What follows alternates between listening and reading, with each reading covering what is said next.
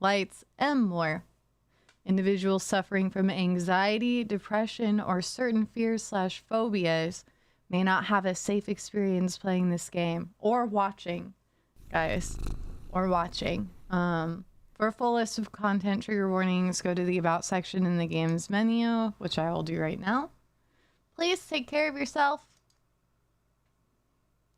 All right. So, this contains spoilers, a little bit of what to expect in this game. But, all right. Here's the full list. Abusive/abusive relationships, agoraphobia, amnesia, amputation and dismemberment, animal abuse, animal death, animals/monsters eating humans, anxiety, social anxiety, blood and gore, body injury, cannibalism, child abuse, minor mention/hint of, cosmic horror, dead bodies and body parts, death and dying, decapitation, depression, disassociation, doll animation, emotional abuse, entrapment, epilepsy warning, flashing lights and lights/static, glitches, hallucinations, heart attack, intrusive thoughts, isolation, kidnapping, abduction, loss of vision, loud, sudden, and or repeated noises, manipulation and gaslighting, mental illness, mind control, murder, paranoia, poison/venom, psychological horror, scary/disturbing images and messages, scopophobia, I don't know what that is, seizure, self-harm, stalking, suicide/suicidal ideation, tense situations and gameplay, thalassophobia, fuck me, time gameplay, violence and vomiting. Thalassophobia is fear of basically dark water, like the ocean. Yeah. So, now you guys have seen this list. Definitely, if any of these might bother you, I would assume every single one of these might at least be lightly touched on in some way today. Hi, Sensei. Vomiting is something people, I actually have a friend who's actually I have a few friends who have vomit phobias. So that's definitely worth noting here. Yes. Hi, Sean. This game is about a kitten. It indeed is. So I cannot even imagine what we're about to experience with this cat, but yes, just be very careful. I'm going to start it though. You guys have been warned, just in case. Yes, okay. Not to mention the game title is demanding you pass up some pussy. Who would ever? Who would ever? That's a lot of trigger warnings for Hugan. I know. That's what got me so curious about this game. So again, one final warning. I will be starting this, but if any of these bother you, please feel free to sit this one out. I totally understand. First and foremost, I want you guys to take care of yourselves. So you do what you gotta do, okay? And next stream, next stream we're playing Downfall, so it might be a dark, deep one also. But I don't know. I think a lot of you might be chill with this just because I am a horror content creator and we see a lot of fucked up stuff all the time. But as always, I want to give you a heads up just in case you're sensitive to any particular thing. Yes, mental health is very important. Okay, I am going in. I'm gonna start it. I think there's gonna be heavy reading in this game. I could be wrong, but I believe this is like a visual novel. sort of thing. So, all right, bear with me if I fuck up my reading. It will surely happen. But I'm gonna try my best, okay? All right. Here we go. You're not having a great day, as usual.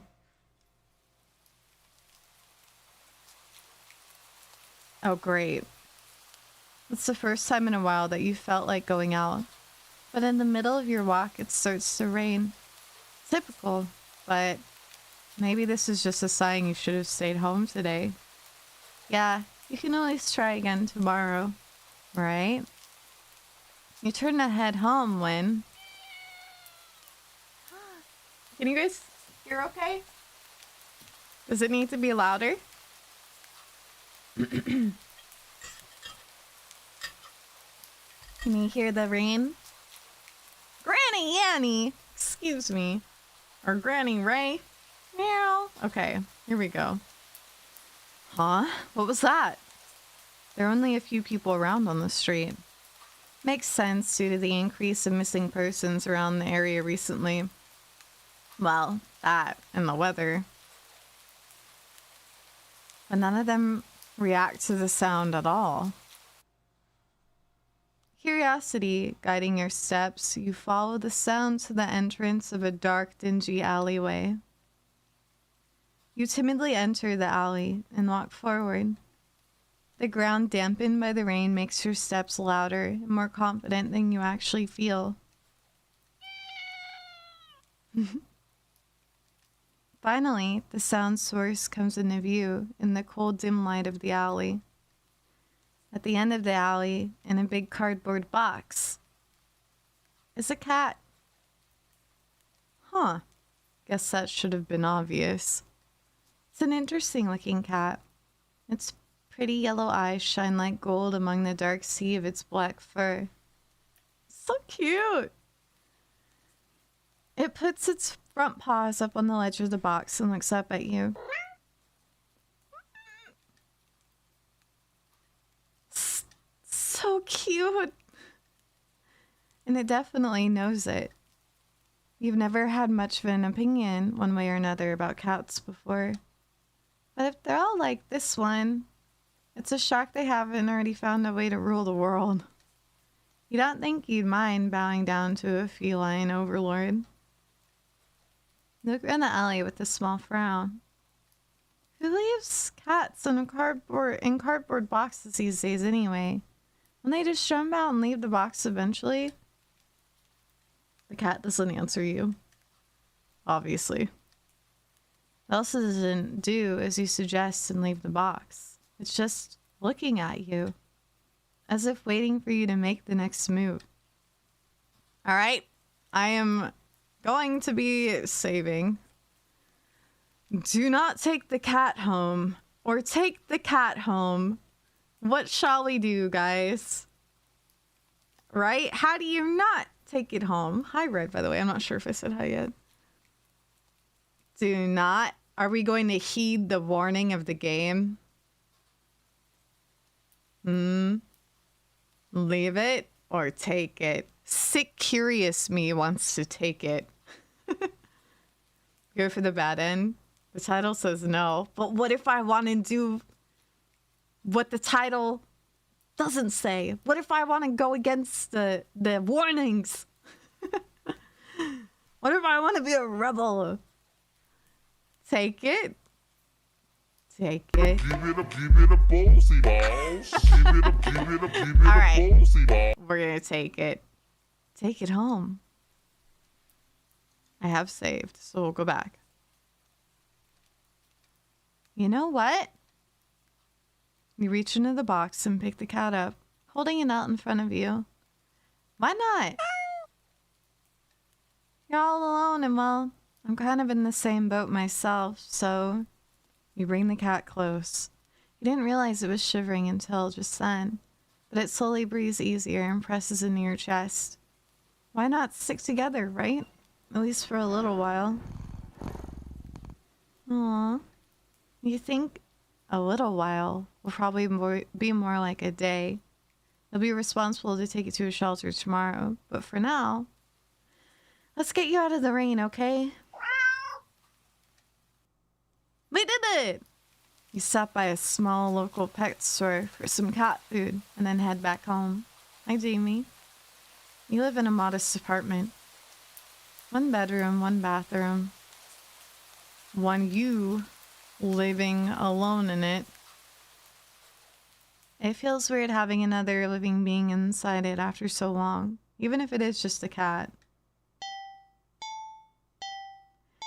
After locking the front door and placing the cat on the floor, you watch for a moment as it curiously explores the new environment.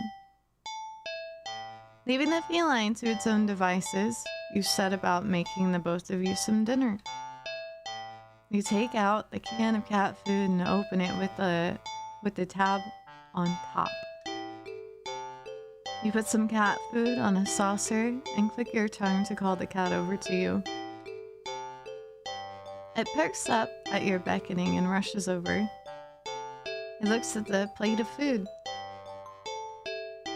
and completely ignores it. Not hungry, I guess. You try not to let that annoy you. The cat doesn't understand the concept of money to appreciate that you spent your hard-earned cash on it. It's just a cat after all. I'll just leave it here if you get hungry later, okay? The cat rubs its body against your legs with a purr. You smile. That's enough thanks for you. It follows you into the kitchen as you start on your own dinner. Hi, Digby. You decide that you have enough ingredients for a sandwich. Bread toasted, mayo and mustard spread, turkey and cheese and lettuce perfectly placed. Oh! Ow! You wince as you cut your finger on the knife while slicing a tomato. Stupid. You feel a little embarrassed for such a blunder and sigh, tossing the knife onto the cutting board. You're about to head to the bathroom for a bandage when the cat hops up onto the counter. It sifts the knife and meows almost pointedly at you. Don't worry, I'm alright. It was just an... You watch as the cat starts to lick lightly but enthusiastically at the blood on the knife. At your blood. You're so shocked that by the time you come to your senses, the knife has been completely licked clean. The cat sits back staring at you. You feel a little uneasy. Sure. Cats are meat-eating predators. 𝗟𝗡𝗞𝗦 gifted a tier 1 sub to But that was a little weird. They have given 1,169 gift subs in the channel. Thank you. Thank you for the gift sub to Digby. Thank you. Thank you. Thank you. Right? Sure. You're no cat expert, but that was definitely not something an ordinary cat would do. Right? Well, regardless, you're not about to abandon a cat in need while it's still raining outside, not after all your efforts. You were going to take it to a shelter tomorrow anyway. What's one night of awkwardness? Weird or not, it's just a cat. The rest of the evening, unfortunately, goes downhill from there. Even after covering up your fingers cut with a bandage, the cat keeps trying to lick at the wound. While you're eating your sandwich, while you're cleaning up the kitchen, while you're trying to watch TV. You gently push it away every time, but you're starting to get worried at the strange behavior. What if it's got a taste for blood and thinks you're food now? You're not sure what you'll do if it starts to get more aggressive. You keep thinking about the cat food sitting in the corner, untouched. Yeah, the cat's just got good taste. I mean, I get it. It's getting feisty. Come on, enough already. You shove it away a little more forcefully, this time out of annoyance. You feel bad immediately, but before you can do anything, the cat meows sharply at you and dashes off around the corner and into the hall. You sigh deeply. At this point, you're just worried that it's going to take a bite out of you in your sleep. Maybe Yvette will have an idea of how to calm it down. You can only hope. You don't have many other options left other than tossing the cat out into the rain. After finding the number of a local vet, you pick up your landline. The lights just went out? Great. Just great. Rain must have knocked out the power. You check your cell phone only to find it's out of batteries. You must have forgotten to charge it before leaving out earlier. The outing had been so spur of the moment that it had no doubt messed with your usual routine. You grab a flashlight and turn it on. It's quiet. It's too quiet. Saying thank you for the sippies. It's too quiet. Did the rain stop? But then, why did the power go out? You look outside. The sky is pitch black. What time is it? You turn to check the clock. Whoa! Look at that. The cat sits on top of your digital clock, staring at you. Thinking now, you realize the clock shouldn't be working at all with the power outage, but the numbers are lit up and going completely haywire. The cat stares at you. It's completely still. You'd think it was a statue if you didn't know any better. It's not giving off any indication that it's alive. It's not blinking. It's not even breathing. But its eyes. This isn't normal. You're afraid. You want to run, but you're afraid of letting the cat out of your sight. You consider tossing the cat out after all. But as soon as the thought enters your head, you feel a sharp urge to vomit. Those eyes. Its eyes hold you still, even with your flashlight trained onto it. Its pupils are large, round, inky eyes. The flashlight flickers. Oh my god. Meanwhile, my cat just came into my room and farted. Sorry. My cat did that last night. I picked him up and he ripped ass. As soon as I picked him up, I was like, cool. Thanks, Gannon. Alright. And the cat is gone. Fear immediately grips your mind. This silence punctuated with the rapid pumping of blood in your heart. It is written as your ears slowly start, it is overwritten as your ears slowly start to pick up the sound of static all around you. How is the clock working with no power? You don't know why such a question matters at the moment, but you feel as if having the answer will make sense out of everything that's happening. That order will be restored. But no answer comes to mind. You back away from the clock and feel as if the air itself coils tightly and abruptly in response, like a predator prepared to pounce, but waiting for your next move.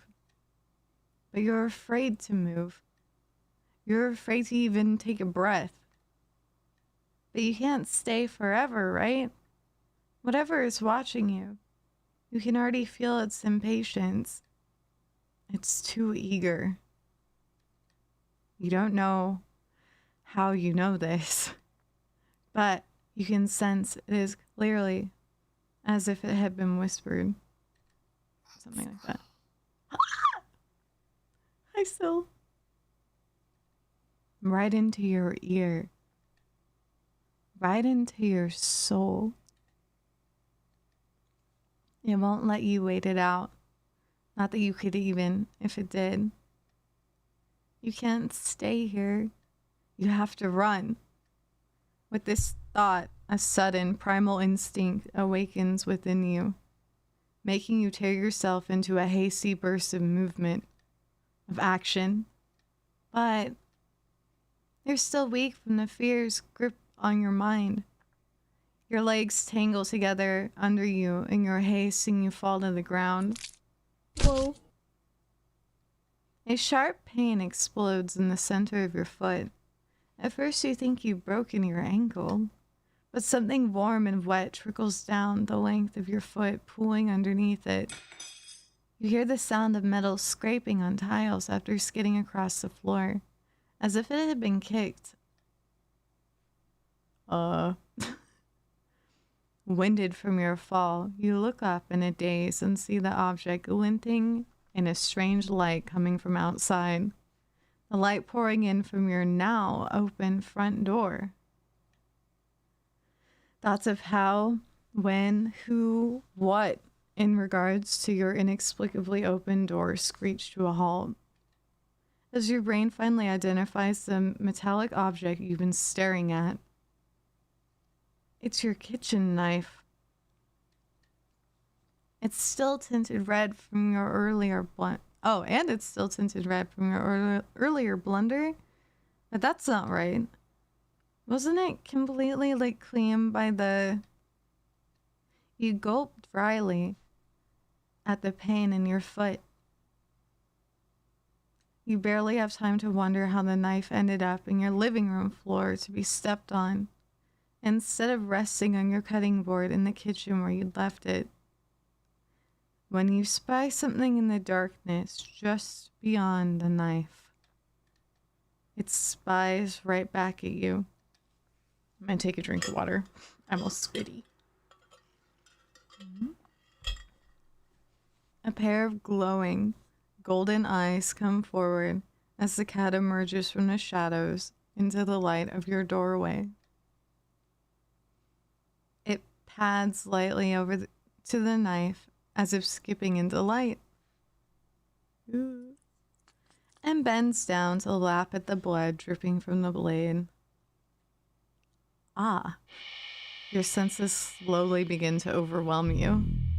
The chill of the air as it starts to suffocate you under its weight. The sound of your shaky breaths, discordant against the static now piercing your skull. The dryness on your tongue spreading to your throat. It's like me, for real! The incomprehensible sight of the stray you'd taken in, licking away at your kitchen knife, once again completely clean. The scent of blood from the fresh wound on your foot. Blood?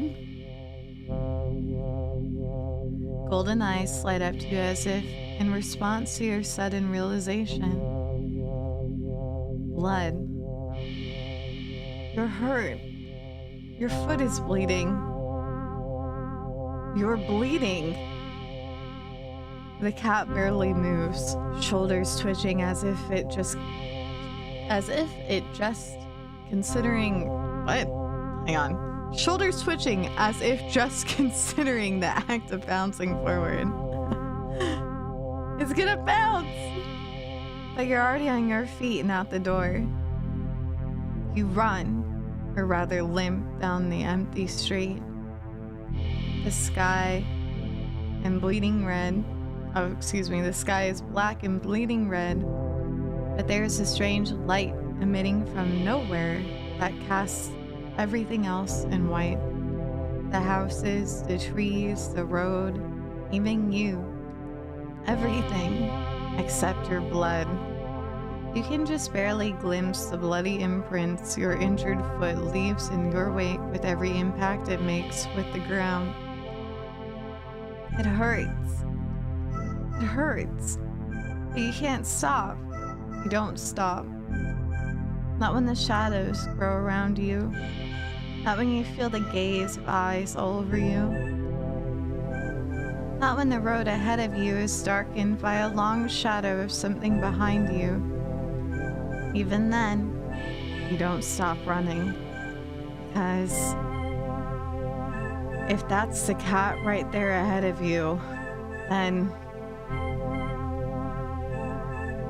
What in the world is behind you? Whoop, we're gonna save. I'm gonna save before every decision because I know that this game has like 50 endings or something like that. Sean, thank you for 100 stream streak. Thank you. Yeah, so we're gonna be going back and exploring this more, but I'm just gonna play through this once without like reloading or anything and see what we get. All right. Shall we look behind us or keep running? Shall we? I kind of want to see what's behind me, but also this cat is terrifying. Are we gonna run?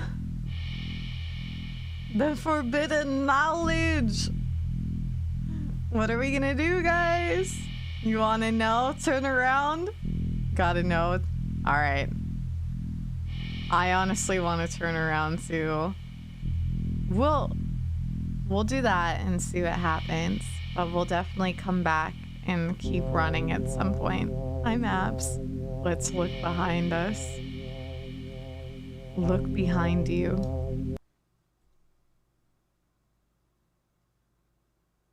Hmm? Huh? Interesting. How very, very interesting. Ending 0, it begins. What the fuck? What the fuck did that mean? Alright. That was it. There was something talking to us. Alright. Let's, keep running. Huh? Interesting. Very interesting. What the heck? Shit. So I guess... I don't even fucking know. Wait a second. Look behind you. Load. Weird. So maybe I just wasn't supposed to come out here. Let's continue. Wait. You're walking. Alright, of course. The illusion of choice. Exactly. Wait a second. Let me back. So this is... No, I don't want to. Load. Do not take the cat home or take the cat home. Maybe that was it. Maybe that was just the one single path for taking the cat home and all the crazy shit happens when I don't take it home. Was that new? I don't know if that was new. Was it new? Return. Was it new? Main menu. Yes. If I continue, what happens? Let's see what happens if I continue. I thought this was just replaying it. You're walking, right? Of course. It's the first time in a while you feel like going out. And you're actually glad that you did. It is different. It is new dialogue. Let's go. Okay, let's do this. The weather is absolutely perfect today. That's a good sign, right? Maybe your luck is finally starting to turn around. You tentatively allow yourself to feel excited for the possibilities of where you could go or what you could do. Maybe even who you could meet. You're so deep in thought that you almost miss it. What? What was that? Curiosity guiding your steps, you follow the sound to the entrance of a lonely alleyway. The sunlight only manages to reach down in between the tall buildings on either side. You timidly enter the alley and walk forward, the loose gravel and scattered debris on the ground softening your steps. Meow! Finally, the sound source comes into view in the warm, almost ethereal light of the alley. At the end of the alley, in a big cardboard box, is a cat. Huh. Guess that should have been obvious. It's an interesting looking cat. Its pretty yellow eyes shine like gold among the dark sea of its black fur. It puts its front paws up on the edge of the box and looks up at you. So... you look so... familiar, right? And again, it is a cat. Not many different ways for a standard black cat to look after all. I can finally see now. This one sure is a cutie though. Just look. It's not glaring at you or hissing at you for getting this close like the other stray cats have in the past. It's just sitting there patiently, waiting for you to do something.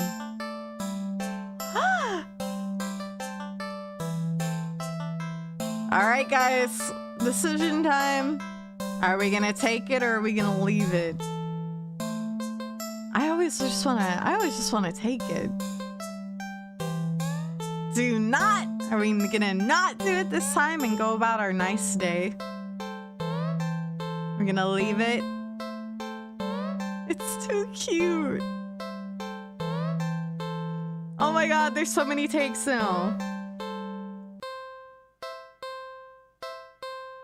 Oh my gosh. Take it. The game title's very clear. I know, and that's why I want to not. I want to take it, even though the game tells me not to. Even though the game tells me it's bad, I want to do it anyway. I'm gonna take it. I think I'm gonna take it. Naughty, naughty. We can always come back, of course. Meow. Well, why not? Right? Look, it's so happy! You barely reach your arms out before the cat eagerly leaps into them and climbs up onto your shoulders. It butts its head into your temple, nuzzling against it. Aww. You can't help but smile at the cat's enthusiasm. Let's get you out of here, yeah? On the way home, you briefly consider getting cat food. But that would be a waste of time. You shrug at the odd feeling and move on. Weird! You live in a modest apartment. 1 bedroom, 1 bathroom, 1 you living alone in it. It feels weird having another living being inside it after so long, even if it is just a cat. After locking the front door and placing the cat on the floor, you wait for it to walk away and explore the new environment. But it simply sits and looks up at you expectantly.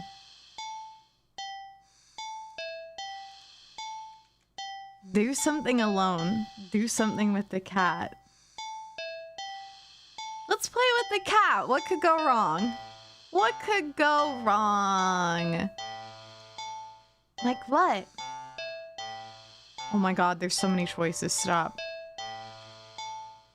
Pet the cat, feed the cat, play with the cat, clean the cat. On second thought, let's pet it. It's not every day you have access to a cute, fluffy animal. What else is there to do but pet it to your heart's content? You sit on the floor in your living room and click your tongue to call the cat over.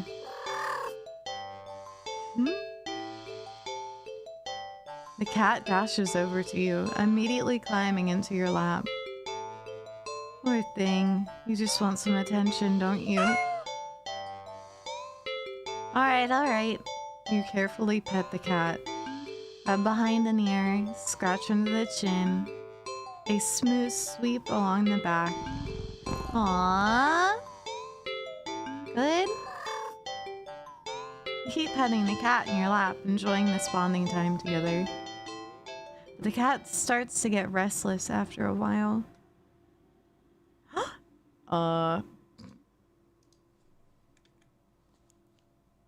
I know that this is a sign that you stop because they get overstimulated. There's no getting off this ride. Keep going. Oh my god. Okay, fine. We can, against my better judgment, we can keep petting. Oh my god, the music. Hi, Beefy. You're not quite ready to stop. You feel so calm. The repetitive action, soothing your usually overworking mind. You keep petting. The cat leans away from your next pat. It's trying to get out of your lap. I don't like where this is going. Ashen! Guys. Guys. Okay. Keep petting. When you scratch under the cat's chin, it bites your fingers. You might be bleeding, but it barely hurts. More of a warning than anything. The cat struggles in your hold. It's watching you closely.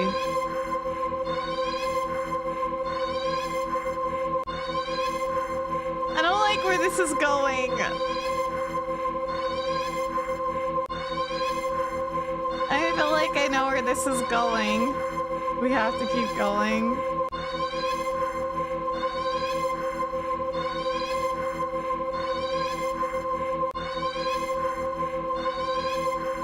You keep petting the cat.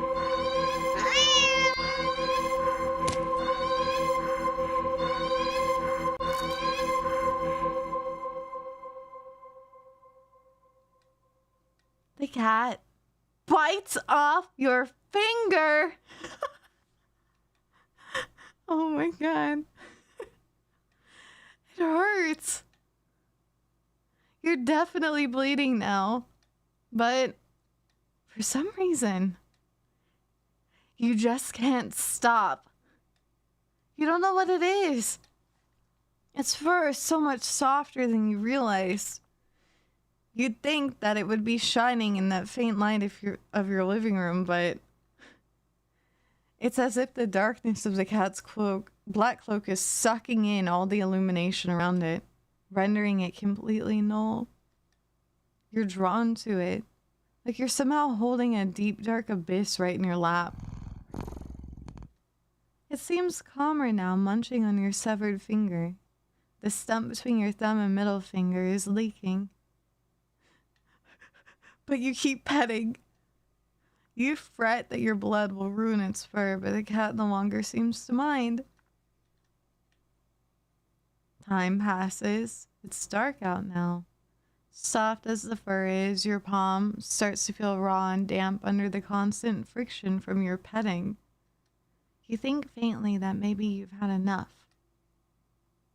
You start to lift your hand from the cat, when in a flash,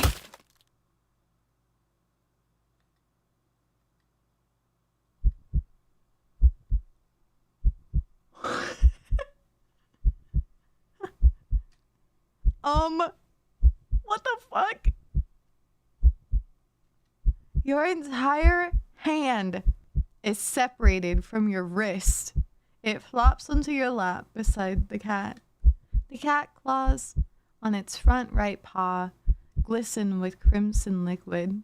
You don't feel it for a moment, but your body tenses, anticipating the pain as you blankly watch the cat lick at the bloody palm of your severed hand. It hurts. It really, really hurts. Then the cat looks up at you, and you feel compelled to keep petting. You're reluctant, but you're also afraid of what will happen if you don't heed the call. What will you lose next if you try to resist again? You were hurt for your insistent petting earlier, yet now you'd been hurt for trying to stop. It defies all logic. But that's what scares you. There's no reasoning with such fickle whims. You feebly try to raise your hand, uninjured. Fucking hell. I'm gonna restart that sentence. You feebly try to raise your uninjured hand to pet the cat. Sometimes the words like jumble up in my head before I say them. But it stiffens, golden eyes glinting dangerously.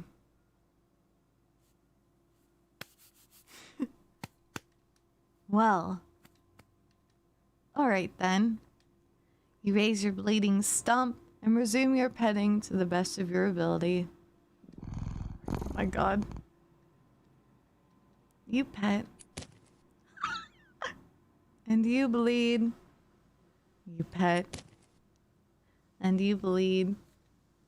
You pet. And you bleed. You pet. You. Personal boundaries. Ending 7. Yippee! Let's explore that one a little more.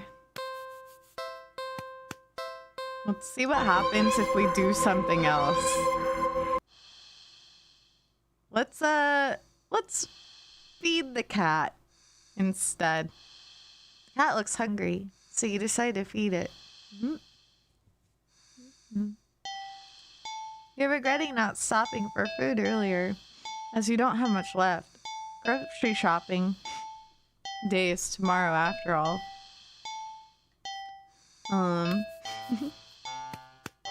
Hi, Corbin.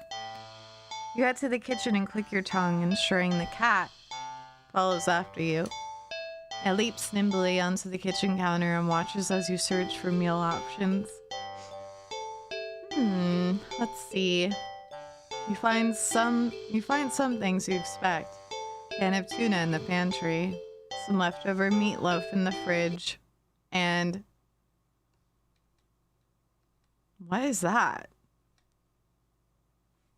You realize there's a tightly sealed Tupperware on the bottom shelf of your fridge.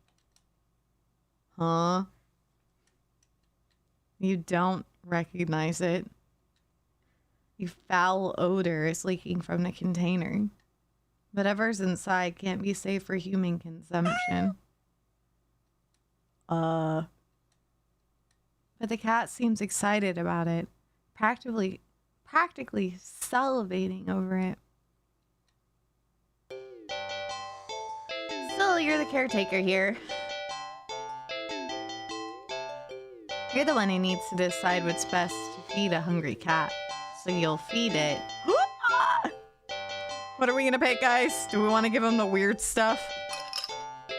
Shit, I have to pee. Cat commission when biting our hands off. Is that what you guys want? Thank you, Nya.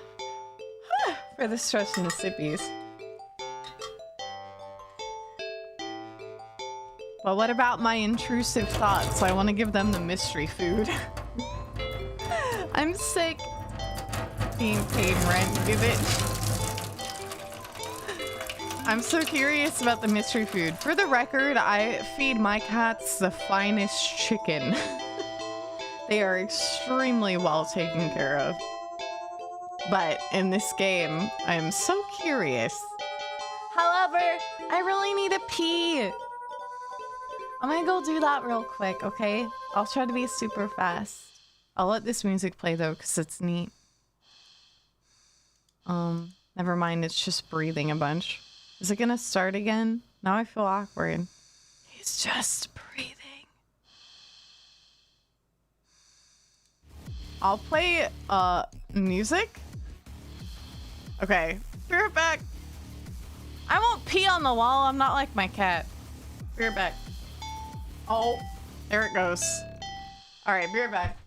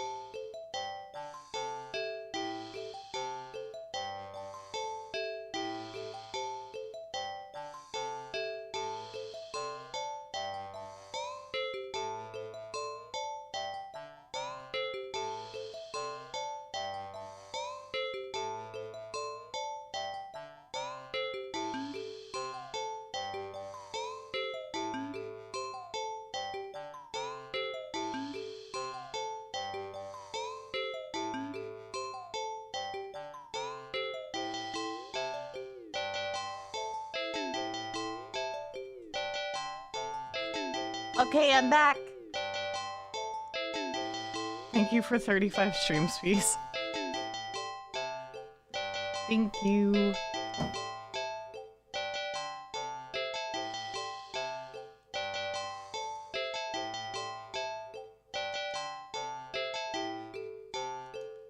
Bow, bow, bow, bow. Just checking something really quick, guys. All right. Yeah, I'm back. All right, what are we gonna give it? I'm thinking. Hi, Cyril. I'm thinking I want to be sick and give them the mystery food. Are we okay with this? Will you allow me to let my intrusive thoughts win? We'll come back and try the tuna. I'm so curious. I'm also eating a small snack. This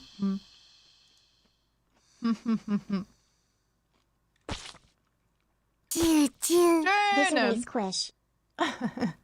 Thank you. Thank you for 17 months. And also thank you for watching on YouTube. Thank you. Thank you, Jern. I hope you're doing well. Is this really a good idea? Is it? What is this? What is it? What is this?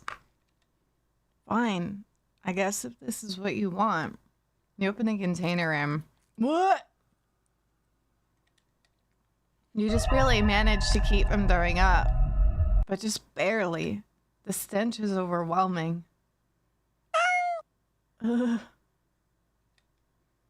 This is a terrible idea, but I can't wait to see how it turns out. Yeah, give me a minute. You hazard a look at the contents of the container, but you honestly can't understand what you're supposed to be looking at. Everything is just mashed together. What exactly everything consists of is a mystery you're more than happy to keep unsolved. Different shapes, different sizes, different textures. Not the color, though. All of it is the same color. The most unfortunate looking shade of gray you've ever seen. Tinted with a nauseatingly wet green film over the top. Am I supposed to warm it up, or... You don't really know how to serve it. Any utensils or plate that touches it is getting thrown out immediately. No exceptions. Your hands are going to be scrubbed with soap and hot water within an inch of their lives after this.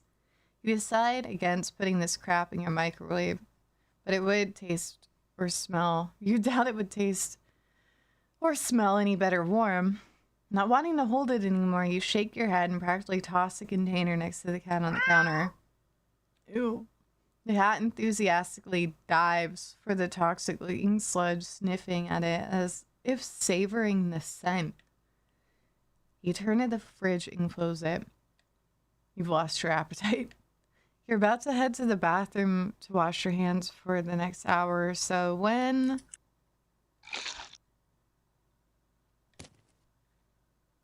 Ow! A sharp pain from your foot causes you to stumble.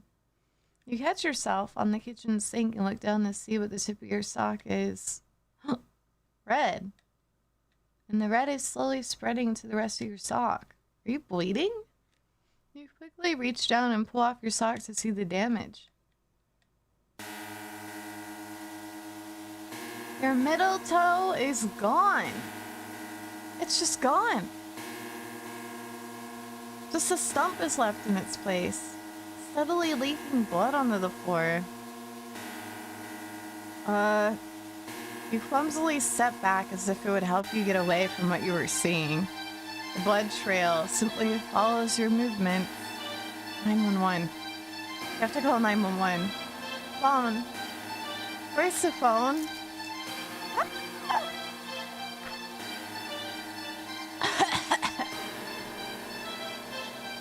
What?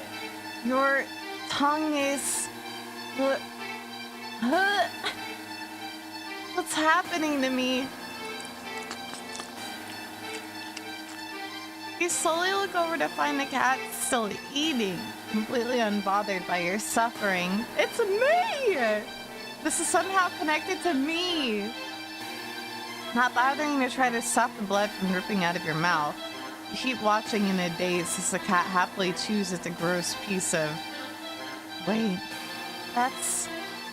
You look more closely at the mystery food in the cat's jaws. It looks vaguely familiar. It looks like a tongue? Before you can even think to do anything to stop it, the cat dives into the container again and bites a piece that looks like a... Ah! You collapse onto the floor, clutching your torso. Wreath, right? Around the...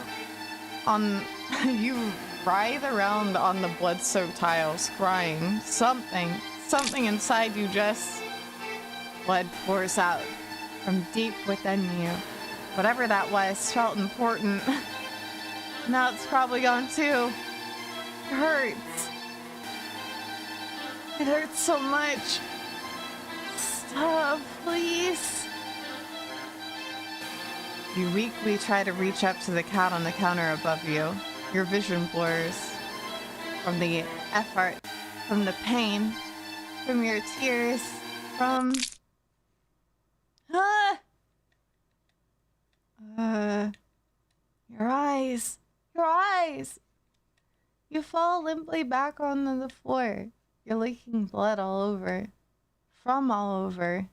Your foot, your mouth, your insides, your eye sockets. You can feel your life fading away too. That's fine. If it means not feeling the pain of losing another part of you, then hopefully the cat will take its time eating your eyeballs and give you time to just... You are what you eat. Wow. Okay. That was wild. Azul, how's it going? This is very creative. Okay, let's give them tuna this time. This is fine. Cats like fish, right? Shrugging, you take out the tuna for the cat and the meatloaf for yourself. You put the frankly ominous container back into the fridge. Yeah, this is on itch. It is an itch.io game. The cat looks a little disappointed. Tough. You need to dispose of that weird whatever it is later.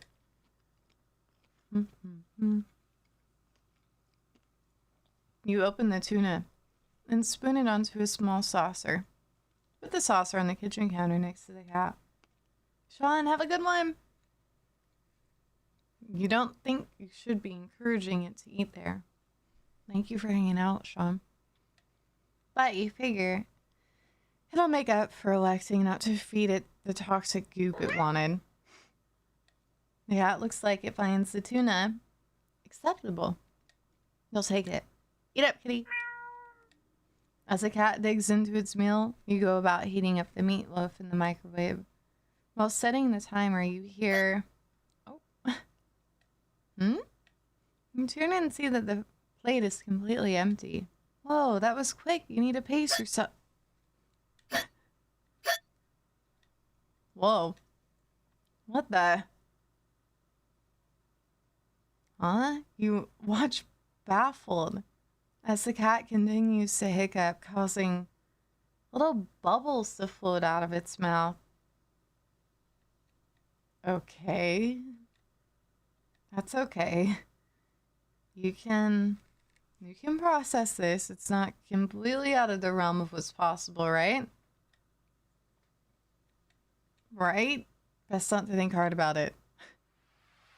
Soon enough, the room is full of the floating bubbles.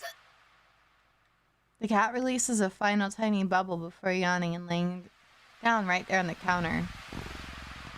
Well, glad you enjoyed it.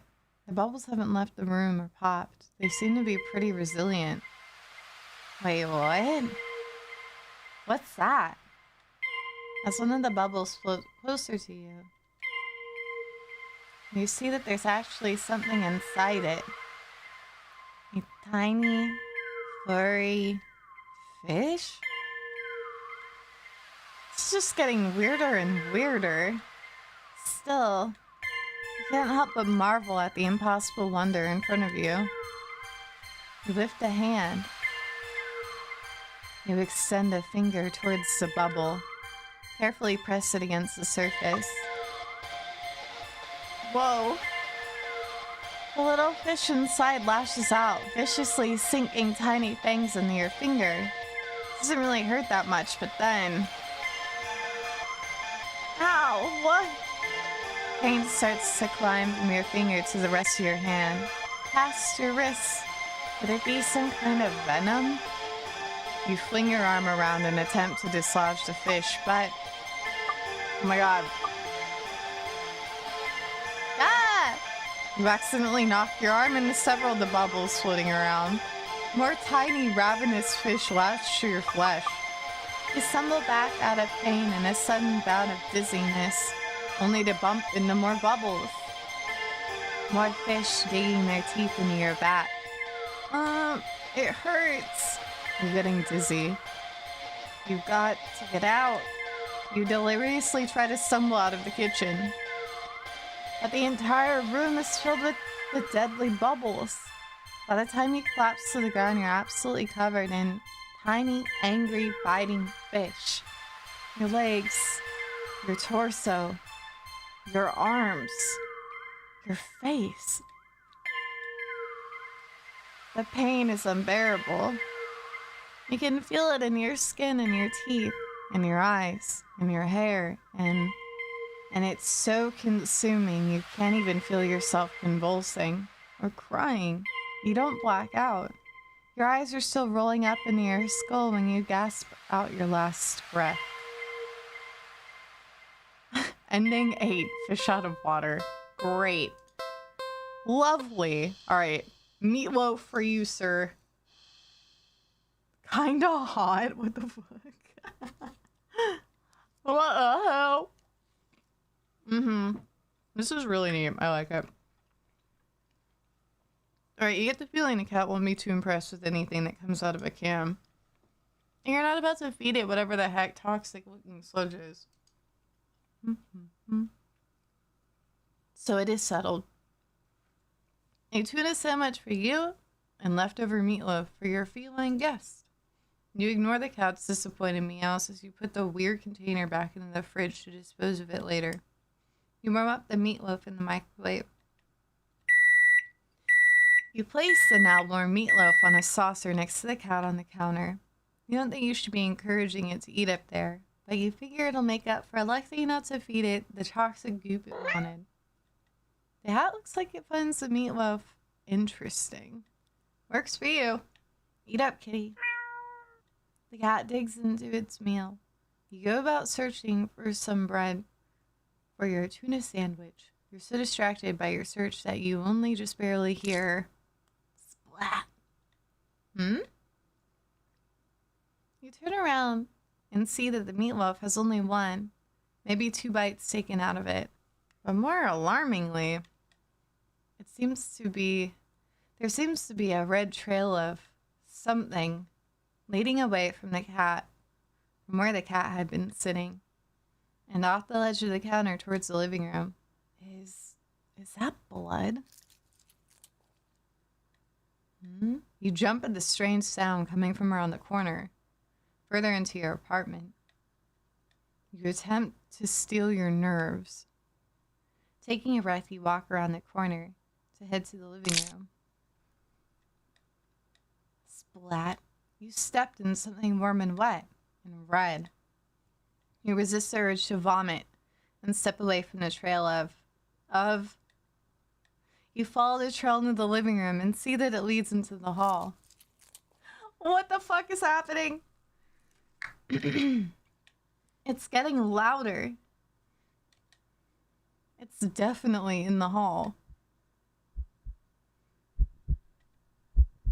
What? You feel like you can hear your heartbeat. You hope whatever is in the hall can't. Your body shakes as you feel yourself step forward and forward and forward and forward. You peek around the corner.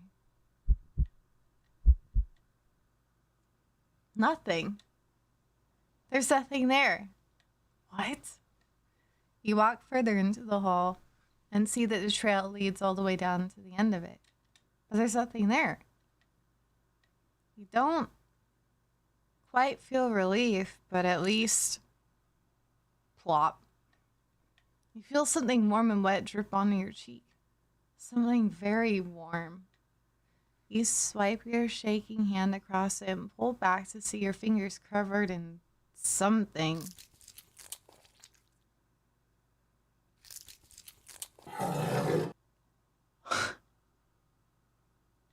You look up and see what can only be described as meat.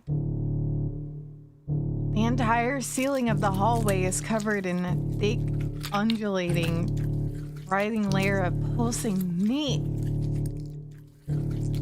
It's at its center, a single glowing eyeball frantically rolling around in every direction. Until it lands squarely on you. Nice shading. You try to step back, desperate to escape the hallway. To escape this thing. But before you can even scream, meaty tendrils shoot out and grab you. No! Let me go! They pull you up and up into a pair of slowly opening jaws. Yeah, vor! And then chomp.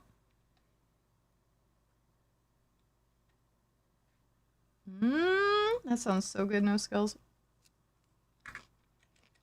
Leftovers, ending 9. Yippee!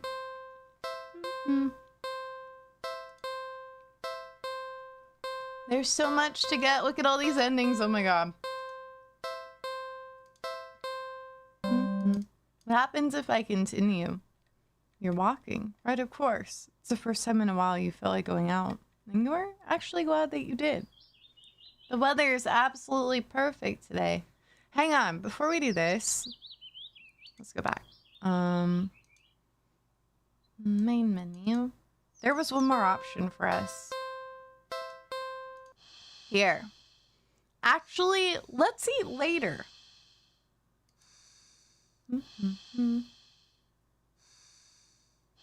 Not too hungry right now. You decide to hold off on food and do something else.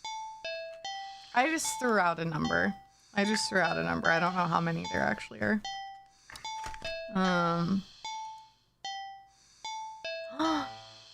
We can play with the cat. Poor thing was probably bored stiff sitting in an old box all day. Just watching crowds of people walking by them. Ignoring them. You can't just leave them alone as soon as you're home. Little interspecies socializing won't kill you, right? Well, I don't know about that one.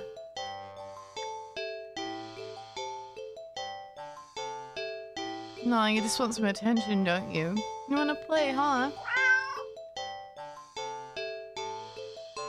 Okay, then. What to play, though? Oh, shit. Look for some yarn. Do you want to just, like, make our way down the list, maybe? We have stuff to do?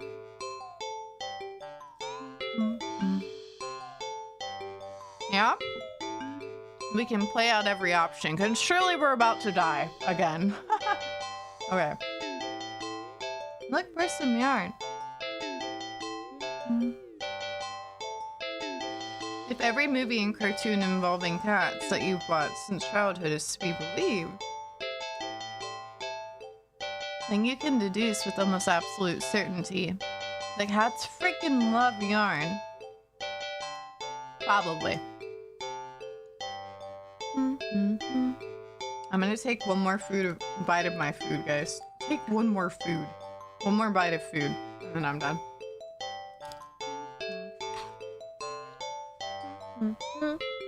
Alright. One more food of my bite. Yep. You unearthed some from an old box in the hallway. In the hallway closet that's filled with knickknacks from various abandoned hobbies. You consider just handing the ball of bright red yarn over to the cat and supervising from the side. That would defeat the idea of playing together, wouldn't it? You cut off a decent length of string from the ball of yarn and go back to the living room. The cat is resting on the floor. It's not asleep, but when it looks up as you enter the living room, you feel like it could doze off right then and there. You'll fix that. You smirk a little, confident with your surprise, and let the piece of yarn dangle just above the floor, pinched between your thumb and index finger. Oh? The sudden shift in the cat's demeanor makes your heart start to beat a little faster. Its posture has barely changed at all. Just a subtle shift of the head and ears. A light tension in the shoulders. A sharpness in the gaze as it locks onto the yarn dangling an inch above the floor. That cat could still pass as being almost relaxed. Calm. And yet, the air is thick with its eagerness to lunge forward. Waiting for the right moment to strike. You feel like you just witnessed the awakening of the perfect predator. You're almost afraid of what will happen once you make the first move. But it will be you who makes the first move. You take a deep breath. Relax your shoulders. And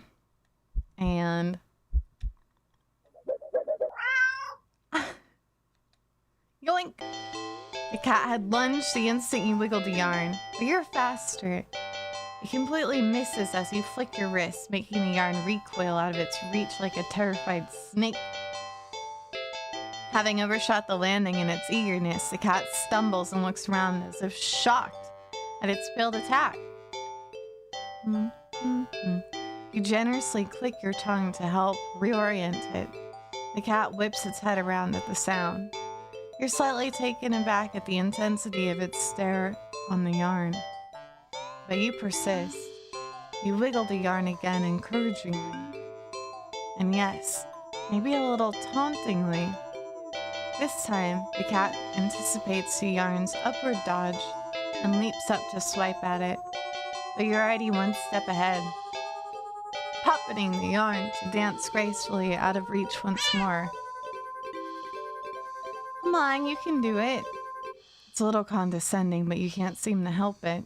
For some reason, it feels a little good at knocking the feline down a peg or two.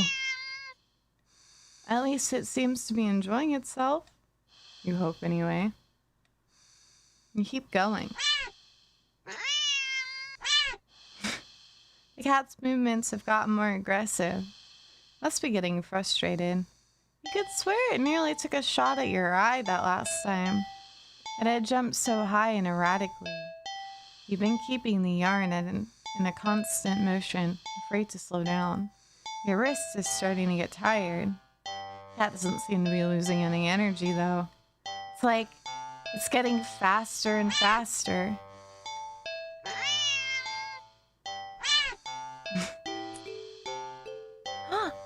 Your wrist finally cramps sharply, making you lose control of the yarn's motions as the tip of it brushes lightly against your stomach.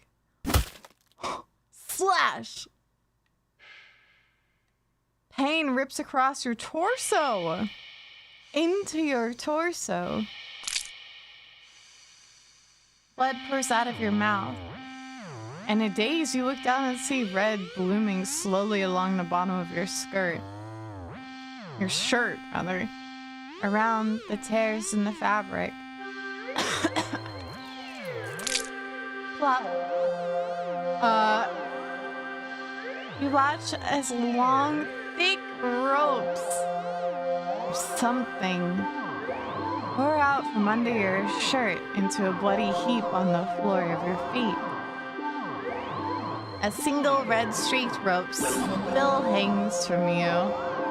Yippee! It's intestines! A single... Oops. Connecting you to all that mess. Excuse me. Are those your... You crumple to the ground and topple over onto your side. Your vision has gone blurry. But...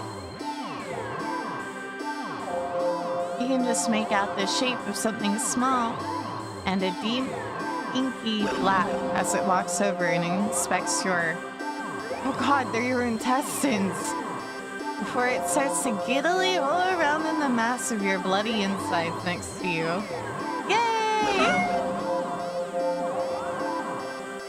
Darkness falls over you. The cat sounds happy. Nonsensically, you wonder where the yarn has gone. But there's really no need to worry about it. The cat seems content with the next best thing. Ending 11. At the end of your rope. That's funny. Alright, let's do the... I think my laser pointer still works. Cats are curious creatures by nature. They're also natural hunters. Sort of. Why not pass the time by letting the cat hunt after something they'll never quite understand? Best cat owner it is. I am. I'm the best cat owner. Only I would allow my cat to play with my entrails. Why not pass the time by letting the cat hunt after something it'll never quite understand? That sounds a little mean when you think of it like that. But it's not like the cat will know anyway. Ignorance is bliss, or so they say. So you dig out your old laser printer from your long-gone dreaded days of group presentations in school. Thank you, Dante. You flip it on and see that even after all this time, the batteries still work. You get a little kick out of aiming it at a mirror, hanging in the living room so it reflects off the glass. Making a little red dot appear on your knee. The cat cautiously walks over, stopping every few steps to cast a look of suspicion at you. When it finally reaches you, it lightly presses a paw to your knee. It's like it's trying to catch a dot of red light as casually as possible. You manage to hold back a chuckle. Not that it really matters. The cat isn't paying attention to you at all, entirely focused on the light now resting on top of its paw. You move the light a little higher above your knee. Oh god. The cat reacts immediately, trying to pin the light down. But in the next second, you've already moved it to the floor. The cat jerkingly follows, attempting a more energetic pounce when you shift the red dot. Over here. Over there. And over there. By the couch. On the couch. Hee hee. The cat might be ignoring you, but you're certainly enjoying yourself. It's been a while since you've laughed this much. You're laughing so much, in fact, that you accidentally shift the red dot onto a lamp beside the couch. In its haste to get the light, the cat leaps onto the lamp, sending them both to the ground. Whoa! Oh my gosh! The cat is sitting in the middle of the former lamp's broken shards, back hunched, its head whipping around back and forth as if in a panic. You quickly turn off the laser pointer and rush over. I'm so sorry, are you okay? Are you hurt? You reach down to pick up the cat and check for any injuries when... Slash! Ow, hey! The cat swipes at you, claws extended. It backs up and twitches away, making frantic half-turns in various directions as if looking for something, or waiting for something to appear. Ow, jeez, that really hurt, you know? You hold the hand with the scratch close to your chest. It's bleeding, but it's not too big. You're more annoyed than anything, but... Immediately, your annoyance starts to bleed into concern. You watch in shock as the cat starts to run around tearing at the carpet, the sofa, your armchair. You want to stop it, but you're afraid of getting in the middle of its rampage. You consider calling a vet for advice on how to calm it down, but for some reason, you feel like that wouldn't be a good idea. What happened to you? Is it... An idea comes to you, or rather a realization. You grasp the laser printer, aiming it safely away towards the floor in the middle of the living room, thinking, hoping that the cat would calm down if it found what it was looking for. You turn on the laser pointer. The cat's reaction is immediate.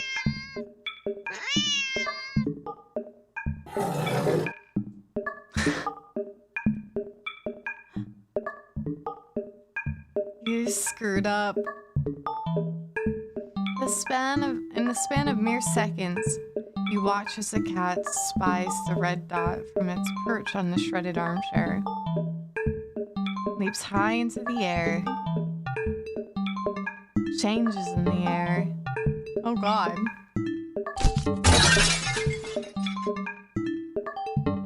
And slams down upon the dot on the floor with a weight and force that shakes the whole apartment.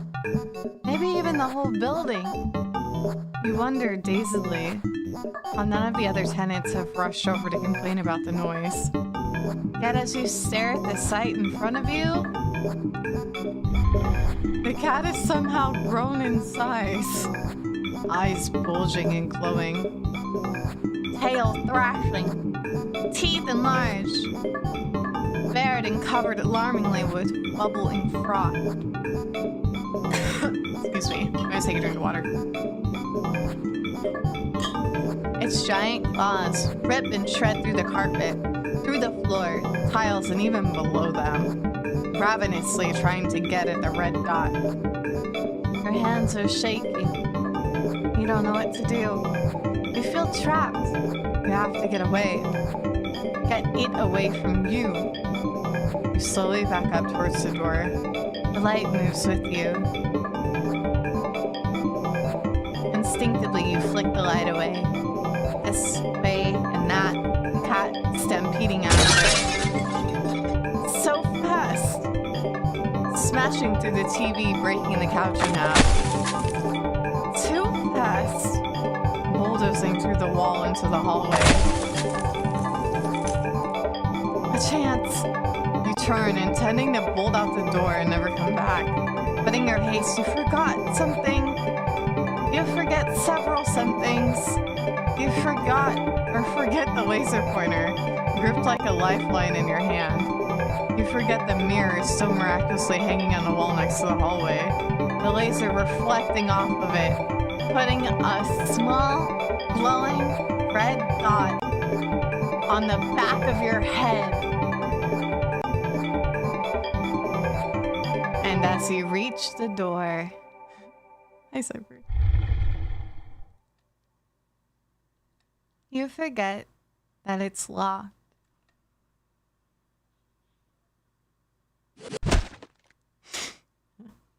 Whoops. You don't even have a chance to turn around before the cat lunges all the way across the room at you.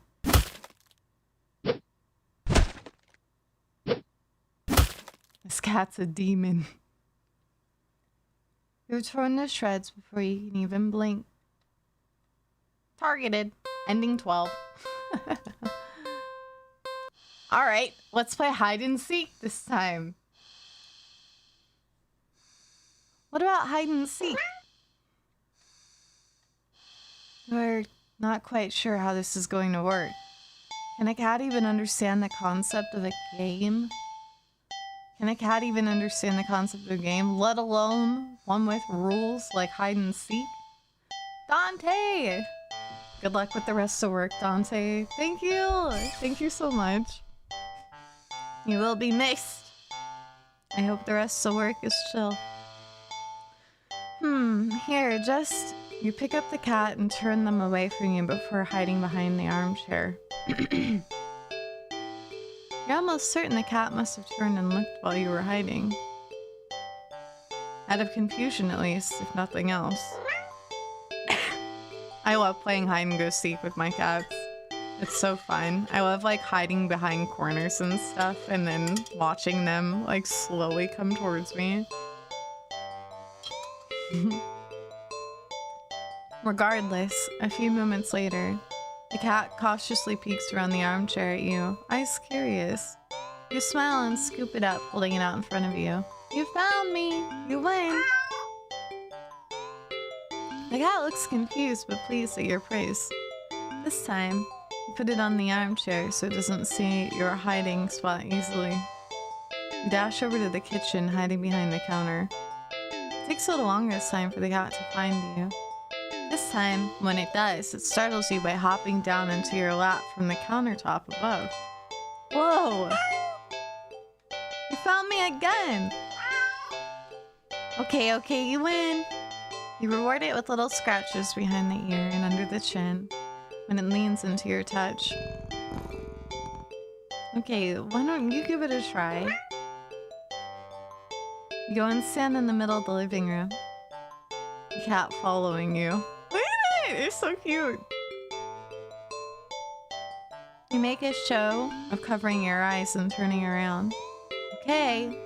5, 4, 3, 2, 1, go! You turn around and see that the cat is gone. Huh. You sure catch on quick. There aren't many places available in your apartment for someone your size to hide. But without the opposable thumbs needed to open the closed doors in the hall, the cat will have its limits too. Fair game. Okay, now where to look. 𝗖𝗥𝗘𝗗𝗜𝗧. Save. Living room. You look behind the couch and the armchair. Then under the coffee table. Nothing. The living room is pretty sparse when it comes to furniture after all. Kitchen. You peek around the counter. You peek around the counter, grab a chair, and check on top of the fridge. You even open the cupboards along the floor just in case the cat managed to squeeze inside. Nothing. You decide that's for the best. Kitchen is for making food, not playing games. In the hallway. You peek around the corner into the hall. Nothing. You're not sure what you were expecting. With the doors closed. There's nowhere in the hall for a cat to hide. Couldn't find the cat anywhere. You start to get a little worried when you hear a soft sound coming from the hall. You head to the hall and listen again. Scratch, scratch. That sounded like it was coming from your bedroom, but you walk down the hall to your room and gingerly open the door. Ah! The cat trots out and runs around your legs and meowing insistently. Hi, Mars. It looks disappointed somehow. Perhaps in your apparently subpar seeking skills, but you lift the cat into your arms and look at your bedroom door. How did you get into my room?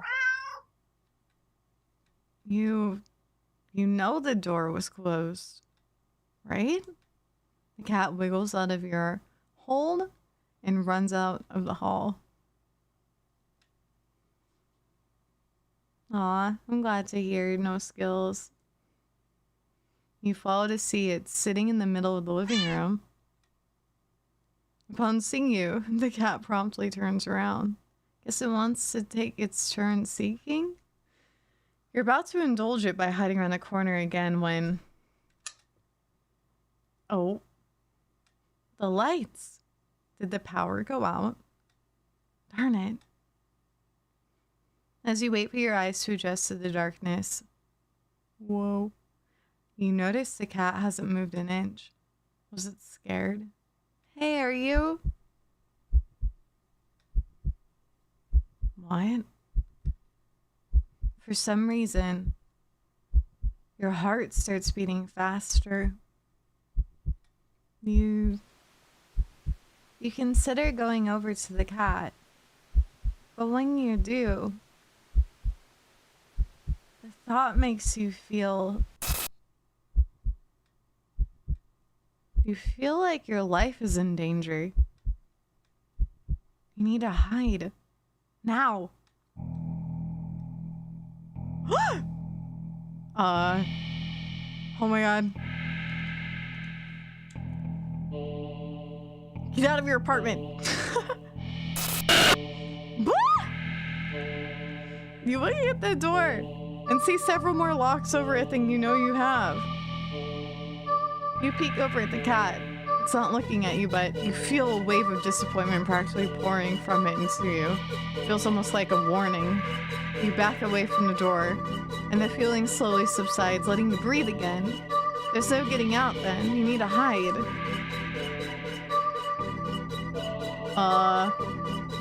Hide in the bathroom. You quietly rush to the bathroom and cling. What? Why is the door locked? You freeze upon realizing how much noise you just made, jostling up the doorknob. You hold your breath, listening. The silence coming from the living room feels heavier than before, more restless. Even if some miracle opened the door now, I would know exactly where you were. No good.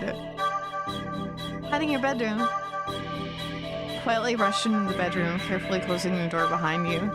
The only place to hide in your bedroom is your closet.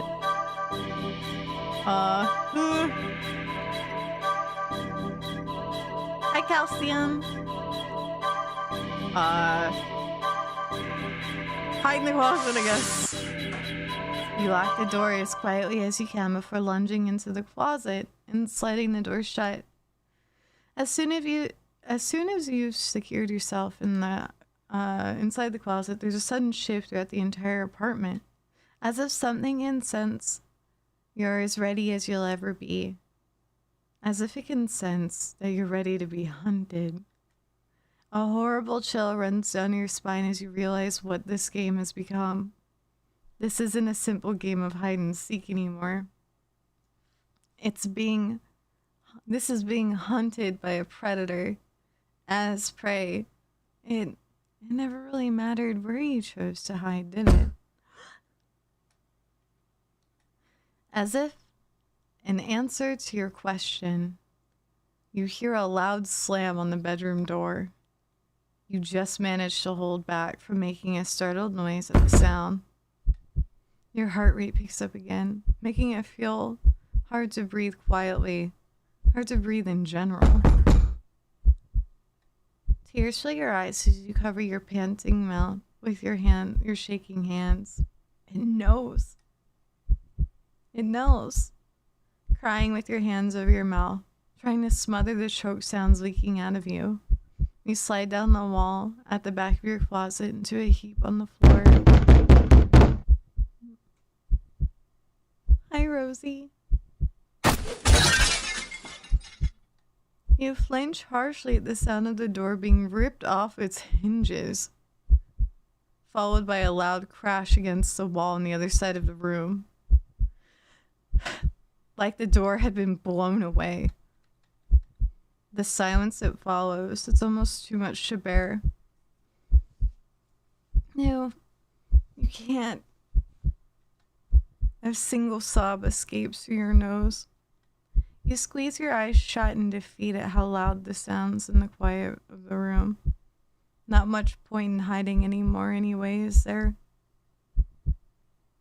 You instinctively put whatever energy you have left into listening for footsteps, even as you emotionally shut down, but you hear nothing.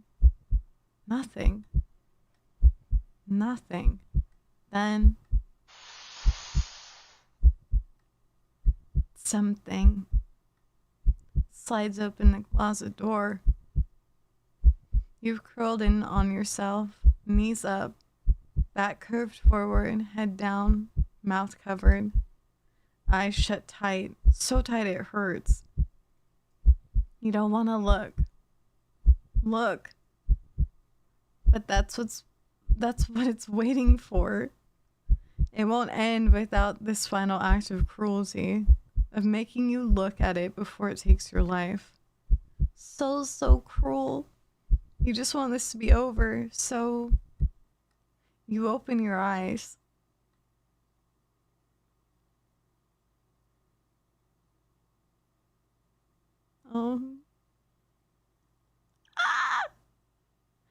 You see something glaring in at you from the darkness beyond the closet door. It looks disappointed. In the moment before you draw your last breath, you almost consider apologizing for being such an unworthy prey. Guess your hiding skills were just as subpar as your seeking skills. Disappointed prey. I wonder if we can not disappoint it. Let's see. Sit on the couch. Are you joking? You get the feeling the cat won't appreciate your lack of effort in any way. Like, how are you getting any closer to it? Stop messing around and find a place to hide. Fuck.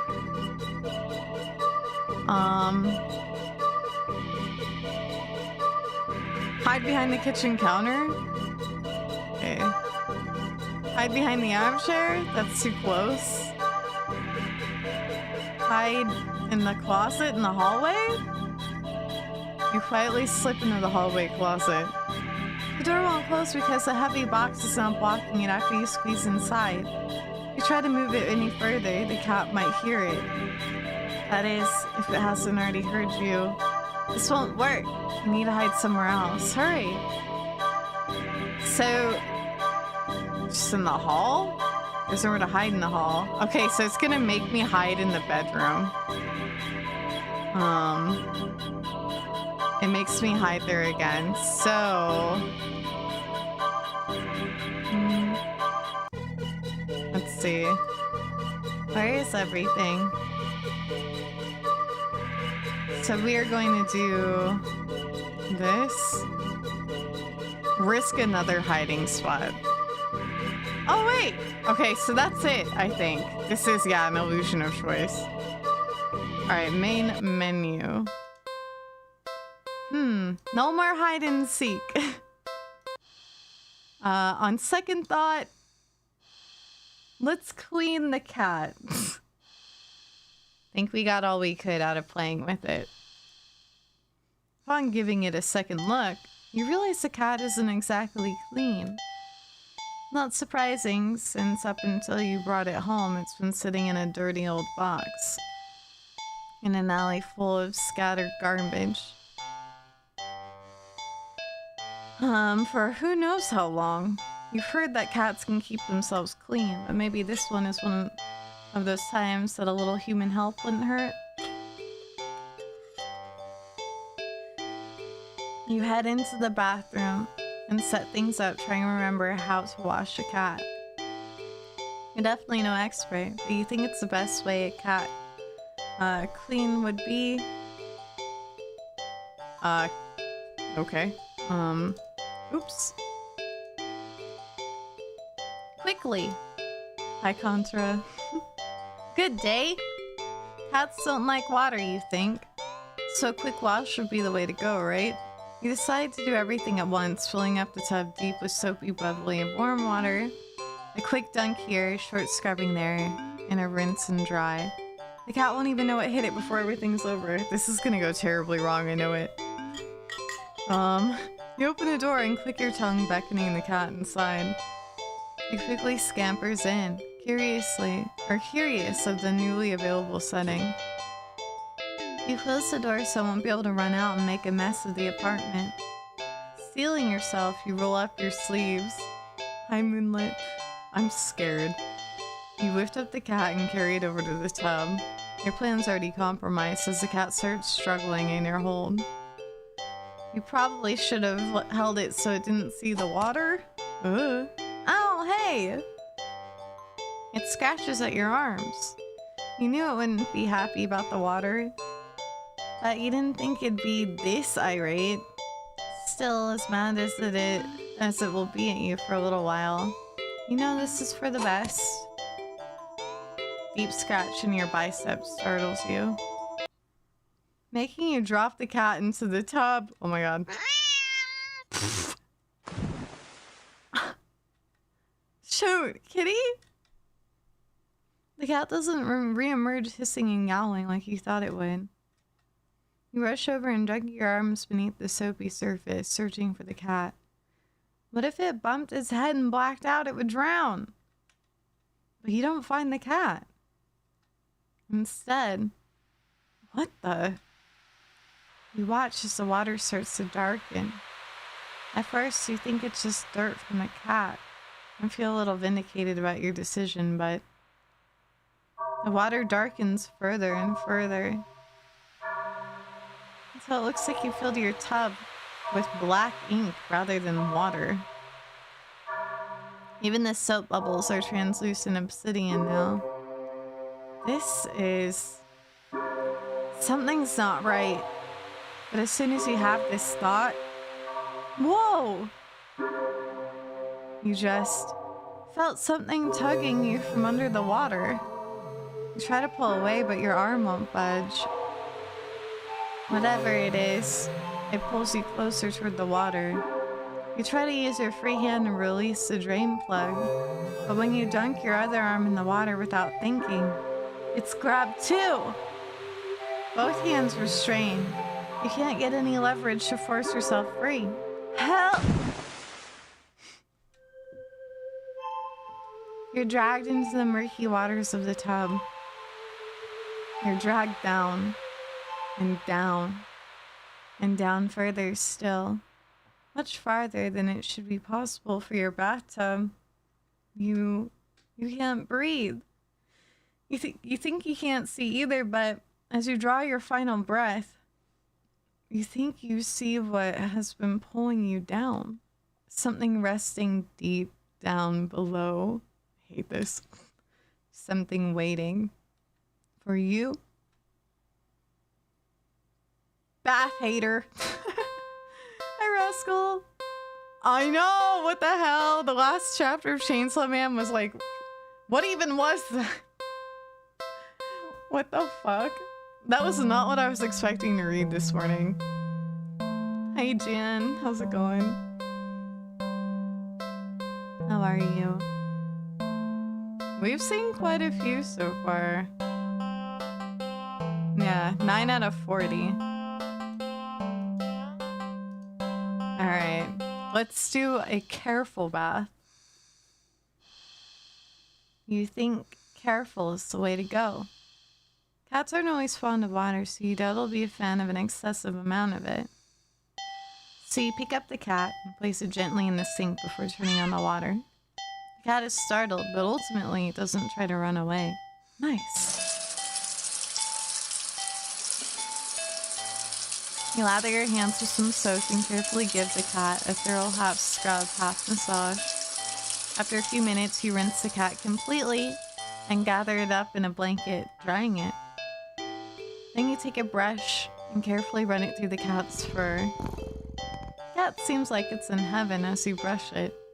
Some hairs are sticking to you, but you don't mind. In fact, what the? Quite a lot of fur is sticking to you. You try to brush it away, but it won't come off.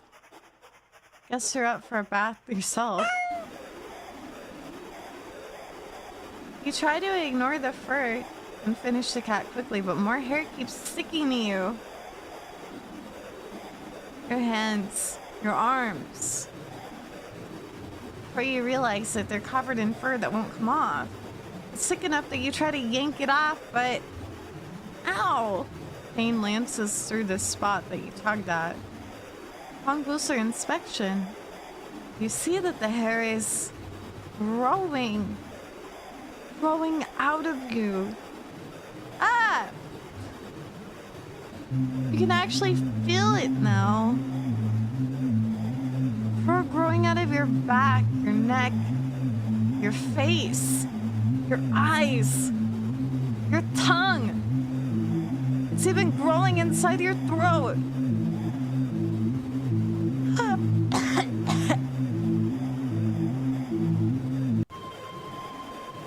You collapse and start to choke on the thickening fur in your esophagus.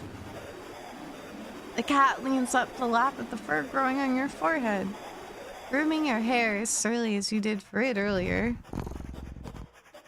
You'd think it'd be sweet if you weren't currently losing air.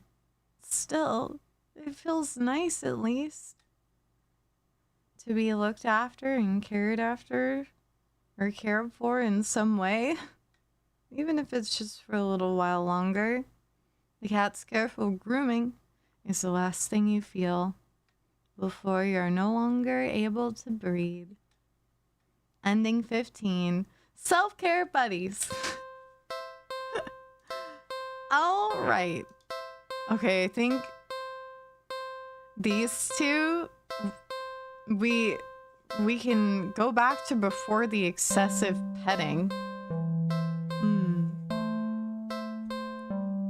Hey, Momo.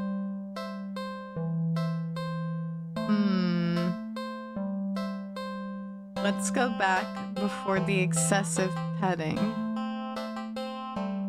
Or we just don't even pet it at all.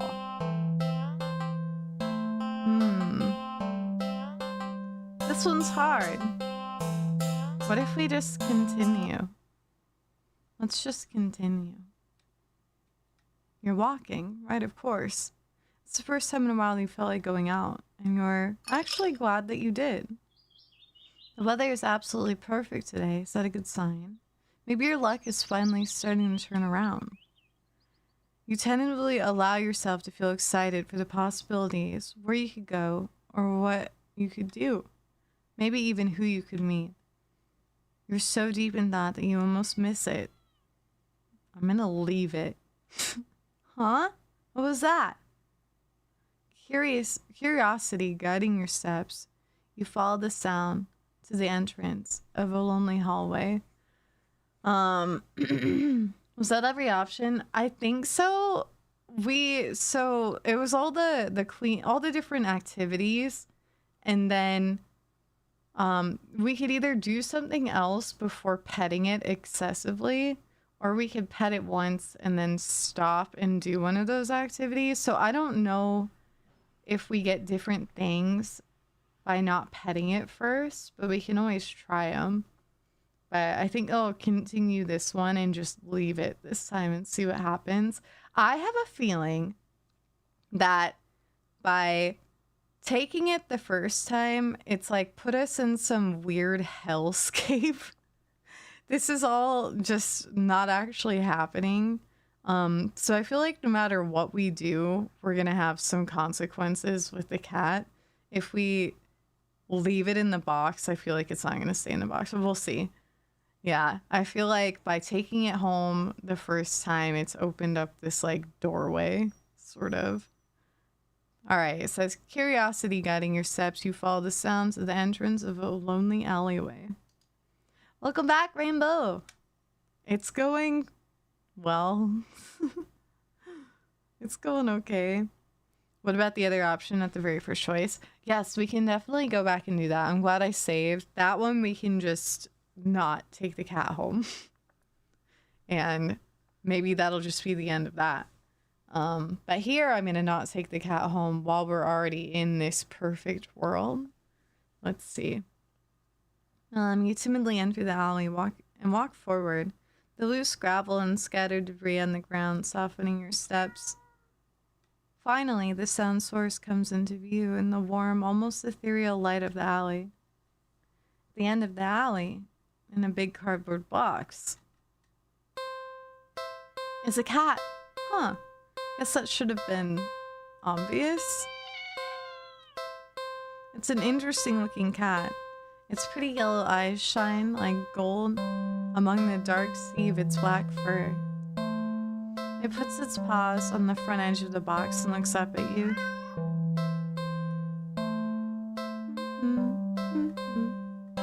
So, you look so familiar, right?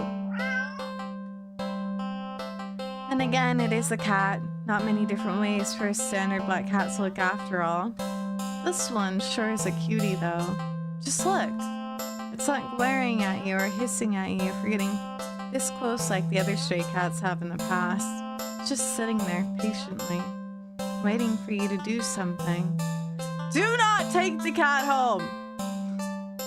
Sadly, as cute as this cat is, you never take this thing home with you. Still, thank you. I hope you have a good sleep. Thanks for hanging out with us. We didn't restart. We just, like, kind of, I guess, restarted to the perfect world day. But we are going to restart to the rainy day after this, I think, to see what happens. I'm seeing if this opens any options for us. Right? That thing. You just can't take it home with you. You're a responsible adult. You are! With rent and bills to pay for. Not to mention you need to buy food to survive too. There's no way you could care for a cat long term, right? You can barely afford this little outing on your day off. What to do? Oh. We have some new options.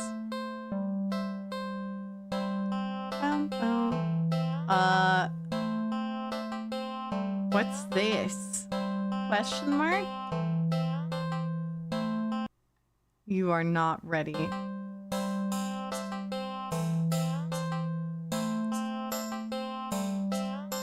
What?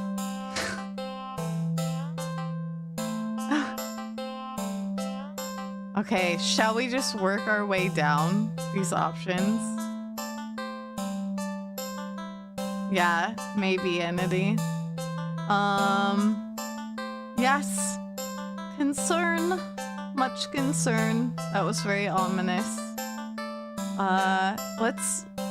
We're just gonna leave the cat. Smell you later. Oh, it doesn't let me. Oh, okay, here. You don't think it's a good idea to get the cat's hopes up of having someone look after it if you're not willing to commit? What if it gets attached and somehow tracks you down back to your home? Whoa! What did that say? I didn't see what it said. It like skipped past. What did it say? Did you guys see that? It skipped past too fast. Viscerate. Kai! Hello. Thank you for the 8 months. How that... Now I have missed that name. How have you been? It's good to see you, Kai. History will show it. It didn't, though. Oh, wait. It did. Leave the cat. You'll never... fuck. You'll never get away. You'll never get away from it. You'll never... Oh, you never get away from it then. Is that what it says? Oh. Okay. That was what it said. Okay. Oh, I definitely saw that there was a history thing, but I didn't realize that that was actually showing up in the history. And alright, miss being here so much. Aw, I think I can speak for everyone in saying we've missed you. I'm glad to hear you're doing alright. Sending you a whole lot of good energy. Hi, Josh. We're playing a really messed up cat game right now. This cat, I swear, is a demon of some sort. Do we have a name for the cat? I don't know. I don't know. Yeah, every ending has been death. Will we ever survive? Yes, there's 40 endings. And we only have like 10, I think. 9 or 10. Lucifer. We can call it little Lucy. Lucy! Ah. Sorry, see you around, I guess. You stand up, the cat watching your every move. Whoa. Thank you for the shout out to Kai. Yes, guys, please drop Kai a follow. Absolutely wonderful person. You're so sweet and funny. And a goated artist, a very, very, very great artist. I know you guys would love their work.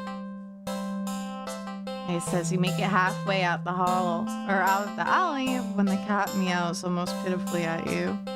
Oh my god, that's so fucking sad. I'm gonna hug you back. A huge one. Kai is an amazing artist. I'm not gonna cave. We're not gonna take this thing home. Oh my god, why do I feel so bad though? I would never do this. I would never abandon a cat like this. Ever. Ignore. Nope. Nope. You need to nip this in the bud and get on with your day. That's what's best for both of you. You leave the alley and continue on your way. Wait, what was I doing? In all the excitement of dealing with your furry dilemma, you'd forgotten that you still hadn't decided on what you were going to do for your day off. Yippee! Look at this, we have choices. Do we want to go to the movie, Trent, or a carnival, or to a dog park? Where shall we go?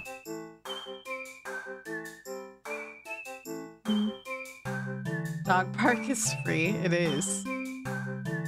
Carnival. We could just go down the list.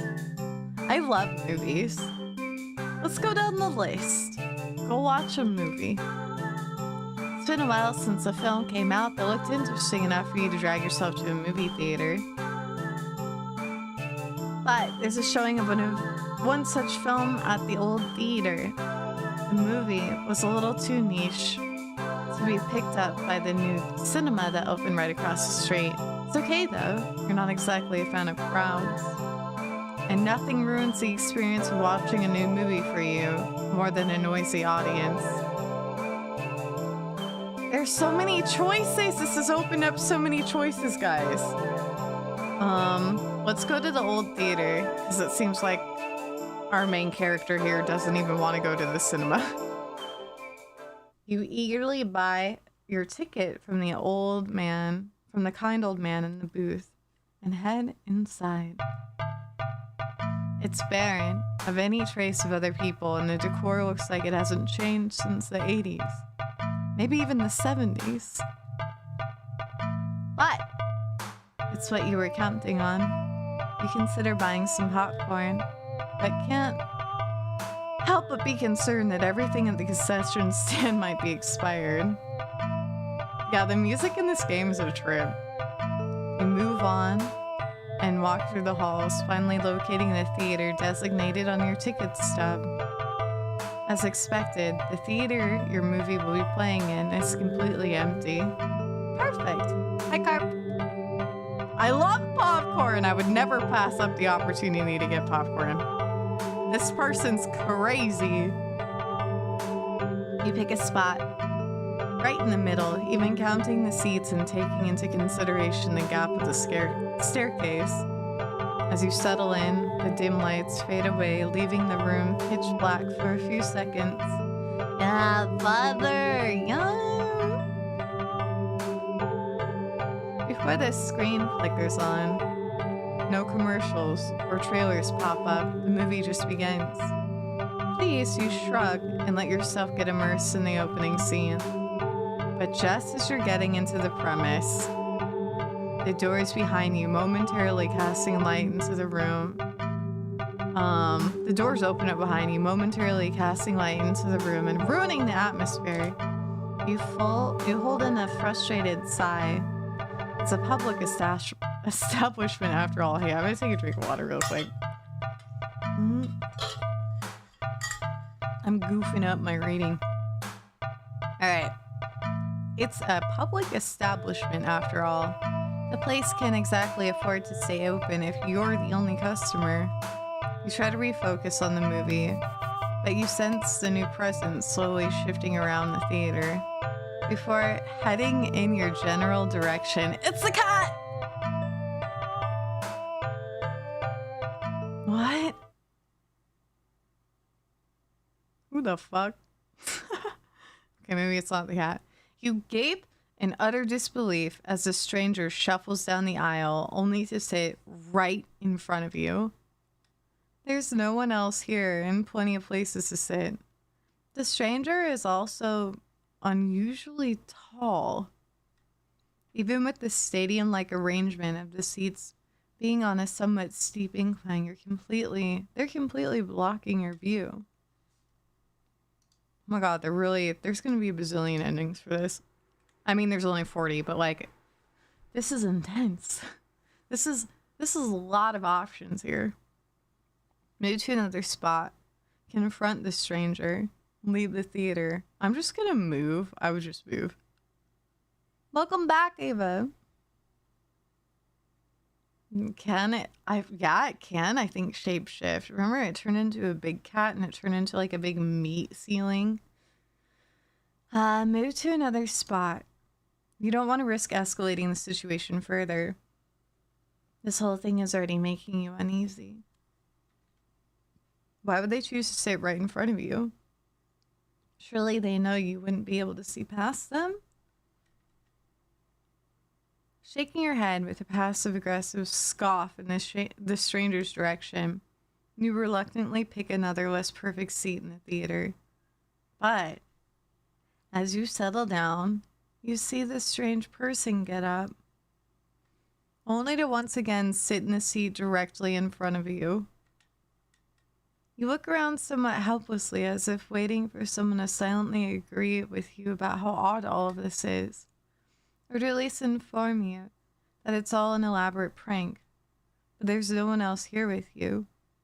That's how you've always liked it, but you can't help but think that maybe it would be nice to have someone else here if it meant not being alone with this weird jerk. Okay, this is like super red flags for me. I would straight up leave the theater. But for the plot, let's continue this. Have we taken the cat home yet? We have. And we have suffered greatly.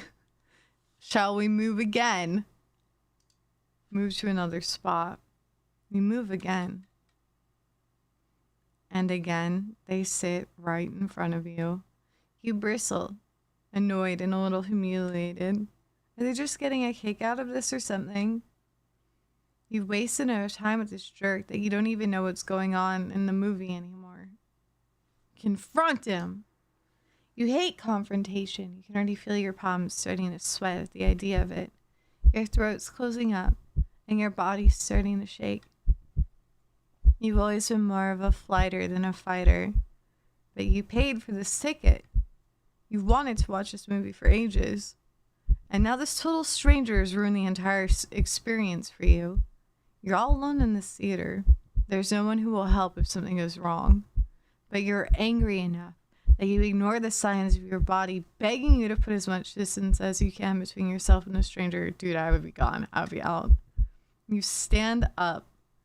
Even standing and higher up on the incline, the stranger is still at least a head taller than you.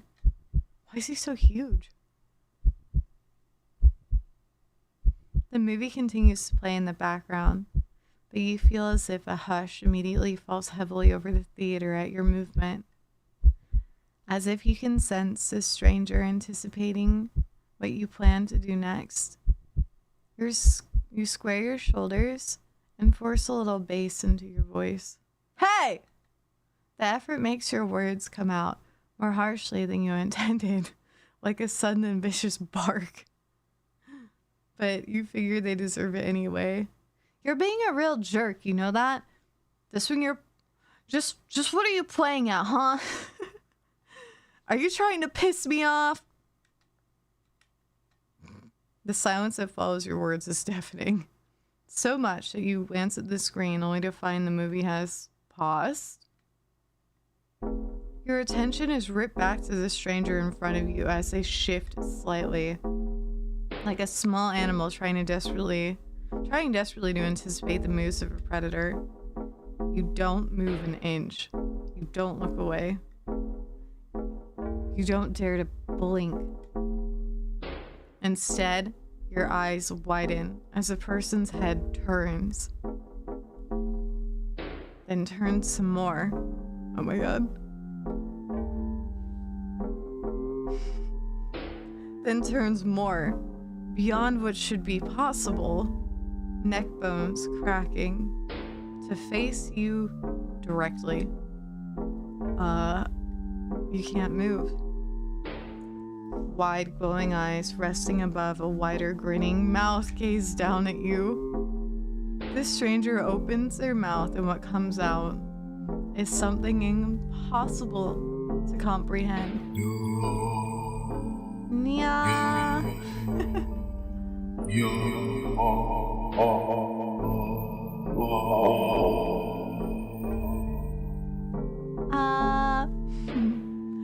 Hello, 𝗦𝗨𝗣𝗣𝗢𝗥. Good time zone. Nya. The voice is endlessly deep and creaks like a weighty door, foreboding and oddly melodic, alluring. But it also snaps you out of your terrified trance, and before you know it, you're already out the door. You run through the halls of the empty theater, heading for the exit. You feel something watching you from behind, but you're afraid to look. The exit now in sight, you sprint forward and burst through the doors. You look around frantically and spot the crowded cinema across the street. People! That's what you need. Safety numbers and all that. How's it going, 𝗦𝗨𝗣𝗣𝗢𝗡? Without thinking, you rush into the street when a sinking sensation crawls down your spine, compelling you to look behind you. Ah! Go to the cinema? Or don't look behind you. I want to look behind. I'm curious. I'm curious. Let's do it. Fuck it. Fuck it. Don't look behind you. Despite your resistance, you feel your head turning to look back of its own accord, while in the middle of the street, you catch a glimpse of a grotesque-looking person standing behind the glass doors of the old theater, watching you intensely, cradling something in their arms, something familiar.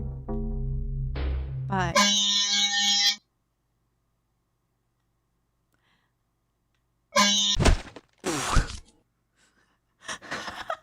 I knew that was gonna happen as soon as they said street. A glimpse is all you get as a truck speeds towards and crashes into your body. Bye-bye. You're killed on impact, your body splattered across the road and crushed further under the heavy tires. Truck-coon! Ending 16, poor screening arrangements. Wonderful. Okay. We're going to go to the cinema. Hi, Valk. How's it going? Go to the new cinema. Refusing to even risk a peek over your shoulder, you rush across the street to the new cinema theater. You didn't realize that it felt like you've been surrounded by some kind of dreadful pressure. Until it very suddenly vanishes, leaving you feeling more than a little shaken. Murdoch, sleep well! Thanks for hanging out. But at least breathing comes easier. You think it's in your best interest to repress everything that just happened. Yeah. Deciding to wait for the movie you've been anticipating to be available on DVD or streaming. You join the long line outside the new cinema. By the time you've reached the ticket booth, you just want to get inside. So you pick a movie at random and take your ticket from the tired-looking teenager manning the booth. The decor is chic and sleek, and the inside is bustling with people, something you're usually into. But it's kind of nice not being alone. Even if you feel a little lonely watching families and groups of friends laughing amongst themselves. You get some popcorn, but the lines at the concession stands are long, and the prices are criminal anyway. Go through the halls and follow the signs to the theater designated on your ticket before heading inside. I just remembered I've had this reoccurring dream about a theater. It was a movie theater that had like especially wide hallways, and every like door was numbered, right? But they had these like giant numbers. Like the numbers were as tall as me, like kind of statues. I don't know, like statue numbers. I don't know how to explain.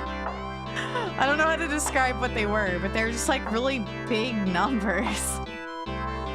And I just remember like friends being there, and I remember feeling uneasy and weird. Why is that? Why do I have that reoccurring dream? Nothing particularly happens in them. It's just like we're in this big long hallway that's really, really extra wide with these like big long numbers.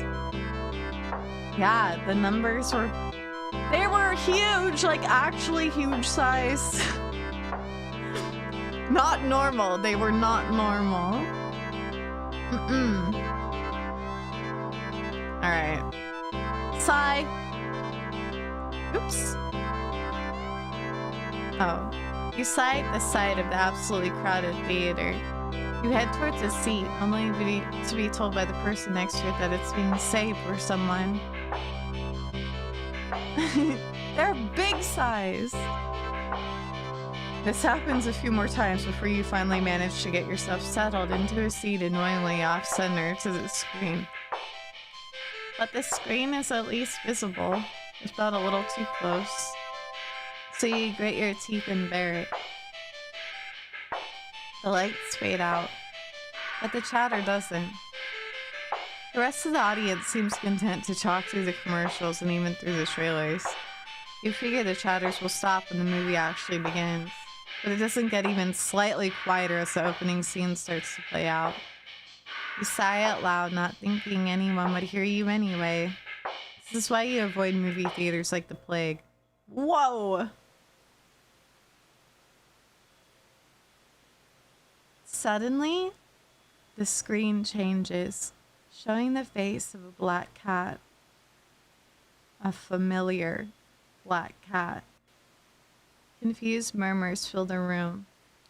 But then, the cat on the screen meows.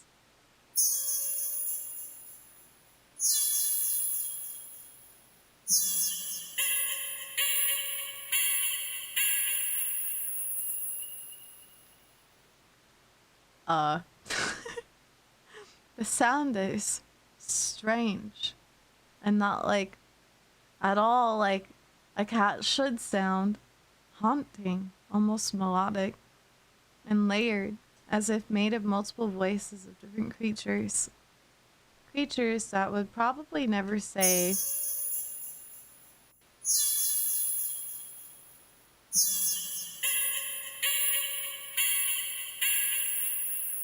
you agree with it? It's speaking facts. Yeah. Making some good points here. You sit in confusion, wondering why you haven't already gotten up and left to complain to the cinema staff.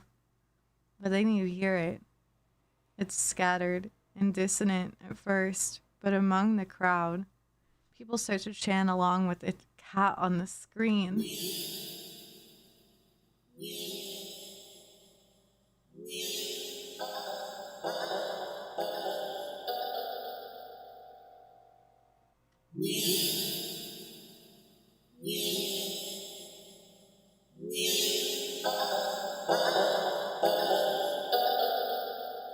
That is so unnerving. It's like doing funny things to my chest.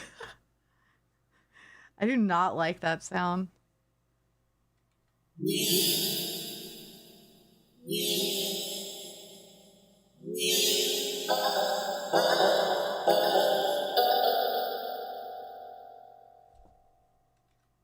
Soon, the entire room is chanting in perfect unison. Everyone's staring intently at the cat on the screen. Yeah, this is extremely off-putting. You're feeling strangely drawn to the screen yourself. But the compulsion to stare blankly like the others isn't that strong for now. Also, you start to notice out of the corner of your eye that some of the people in your immediate vicinity are looking at you. No. They're outright staring holes into you, even as they continue chanting. They don't miss a beat as they slowly begin to frown at you in blatant disapproval. Their scowls deepen as time goes on, as if they're getting impatient.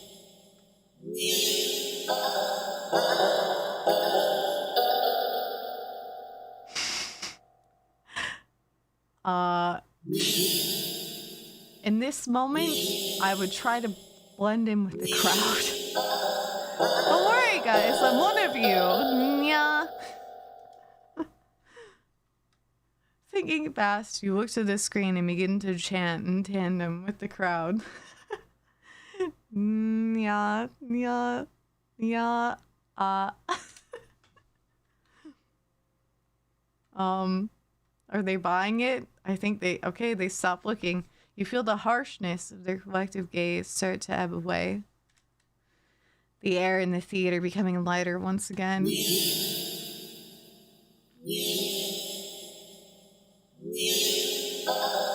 release air shakily, just realizing that you've been holding your breath earlier. You feel struck.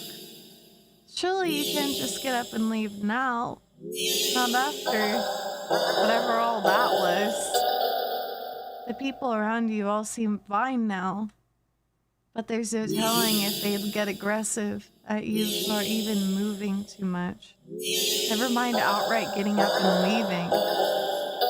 You decide to let this run its course. Hopefully someone will come along, right?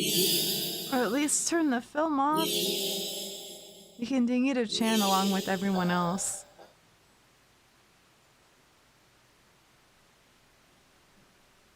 You start to feel lightheaded. Weeb. Weeb.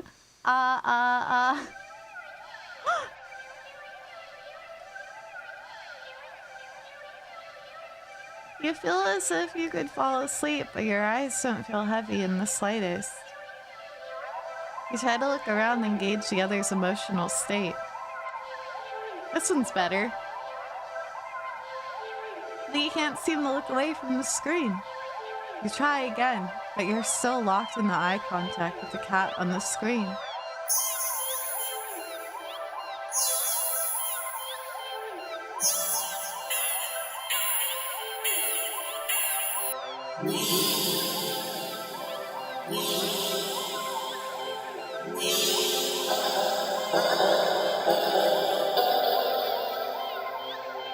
You attempt to physically force your line of vision away. You steel your nerves, ready to throw yourself to the ground if you need to. But your body only gets as far as tensing up for a moment before completely loosening itself again, making you lay back limply into your seat. You think you should be panicking right about now, but even your brain feels limp. Your thoughts, a vaguely muted pastel pink, airy, sickeningly sweet and loosely spun, like cotton candy. You like cotton candy. You think you shouldn't mind your thoughts and body being like cotton candy either. So, Why get up and ruin that? It's nice here. You're more at peace than you've ever felt before. In such a crowded room. Still chanting. You've never felt so aligned and in tune with another person. Let alone with an entire room full of complete strangers. You're not alone.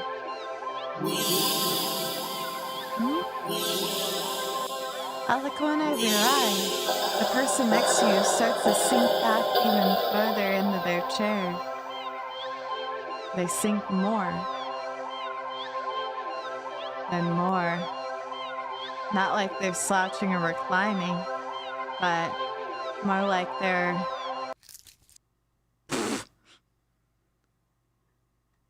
deflating. Their skin bunches up and wrinkles like fabric, as if their muscles, their bones, have started to disintegrate. Their eyes dim before sinking into their sockets. Their mouths, still attempting to chant, falls open over a cut-off nya, gaping as the word ends in this awful hiss. A final weak release of air. You muse thoughtfully about whether or not you should be distressed at the sight. But even then, the blanket of peace doesn't leave you.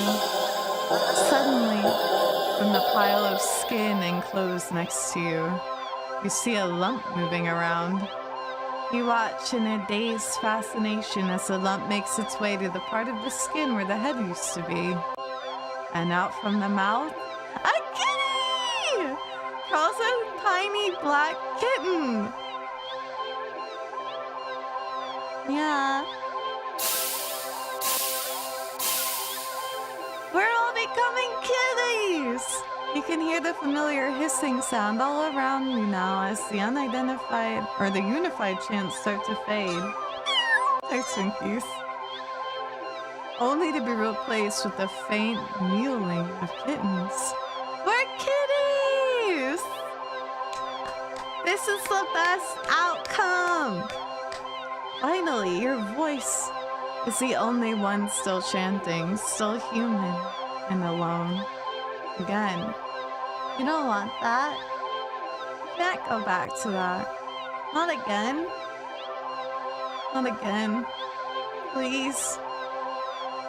Just then, you go completely limp. Your body feels light, but it might as well weigh several tons, because you realize quite suddenly that you can't move. Not an inch. You can't shift your eyes to look around. You can't even breathe. But somehow, the chant continues to creep weakly from your mouth.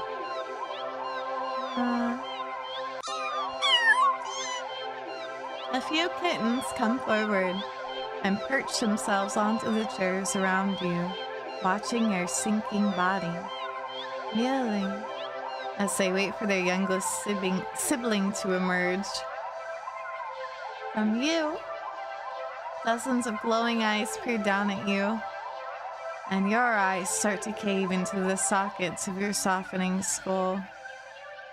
You manage to make out the silhouette of a familiar cat perching on the seat right in front of you.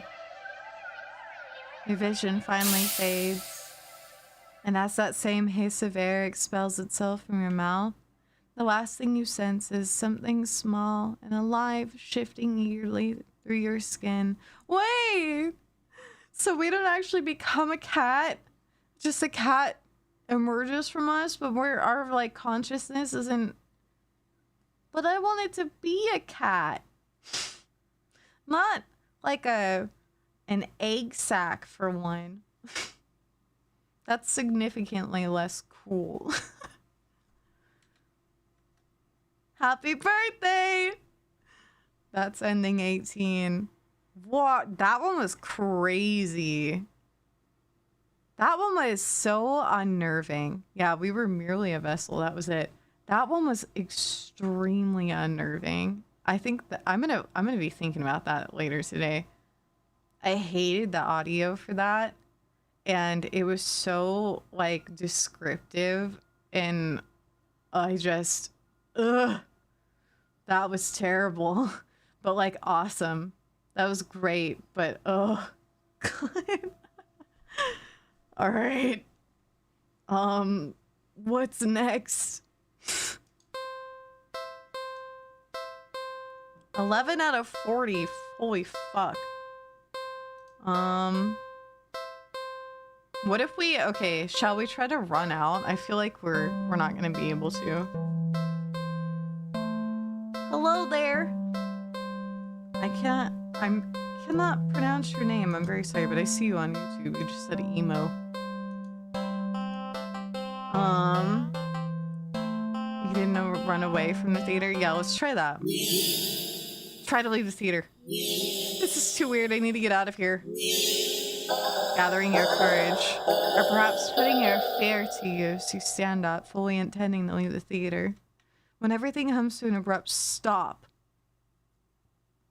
all of the chanting stops, even the cats chanting on screen. You tense and risk a glance around the theater. They're all staring at you. Whoa. Every single one of them. They're not moving. They're not even blinking. You swallow, throat suddenly dry, even though a nervous sweat completely soaks through your clothes. You highly doubt that sitting back down will fix the situation. Your legs are shaking under the audience's unnaturally intense scrutiny, but you force yourself to step forward and forward and forward until you finally reach the end of the aisle. You feel their collective gaze even worse on the staircase. All their heads have turned uncomfortably to the left to look directly at you. The screen illuminates their faces, making clear their blank scowls. They seem even more upset than they had been minutes ago, identical frown lines sticking between their brows. You keep going, the heavy atmosphere becoming more and more oppressive with every step. You're so tense with anticipation that you fully expect someone to grab you from behind. But no one does. You don't hear any of them even get up. You exit the theater, holding your breath as the doors close behind you. You briskly walk through the halls, putting as much distance as possible between you and that theater full of people. Gaze. The collective gaze. It is Pride Month. It is Pride Month. Maybe we could all go to the movies. Maybe that's what we're doing here. The gay collective. Finally reaching the lobby. You just barely manage to catch yourself from falling to the floor as you gulp in huge gasps of air. You expect to feel relief as your breathing calms, but you feel a lingering sense of dread that only spikes once you finally notice it, as well as its source. You look up, and your stomach sinks.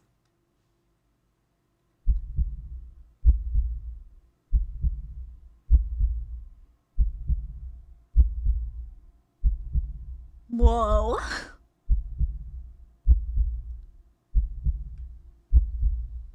All the people in the lobby area of the movie theater. Everyone in line at the concession stand. Yeah, happy Pride Month. It's a very special month, guys. Happy Pride to all of my LGBTQIA plus brothers, sisters, and thems. Alright, everyone in line at the concession stand. All of them are staring at you. And I'm not sure if I'm not sure what that is. They look even angrier than the people in the theater. You don't hesitate this time. You duck your head, avoiding eye contact, and leave the cinema. You ignore the glares of everyone in the ticket booths and the lines leading to them. You make your way home. Whenever you dare look up at someone on the way, you flinch at the blatant anger, fury, and disgust on their face. You think you start to hear the faint sound of cats meowing behind you, or maybe a kitten's. Doesn't matter. You just want to go home. You reach your front door and fumble with the keys, cowering from the look of pure hatred on your neighbor's face as he stares at you from his front door.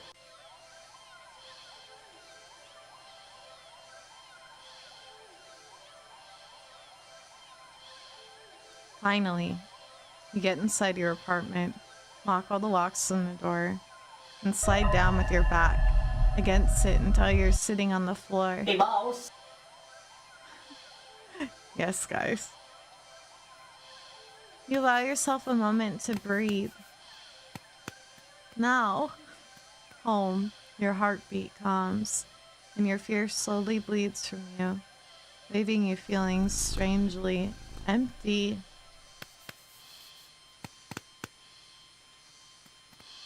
You pass the kitchen, head to your room, and slip under the covers of your bed, trying to fall asleep. Have a good one, peace. Maybe it's all just a bad dream. As you fall into a fitful sleep, sure to be full of nightmares of glaring eyes, you try to ignore the ever-increasing sounds of cats meowing and yowling in the distance outside your apartment. I'm a black sheep. At least I didn't die. Oops. Load. History. Oops. Main menu. Here we go. What the heck?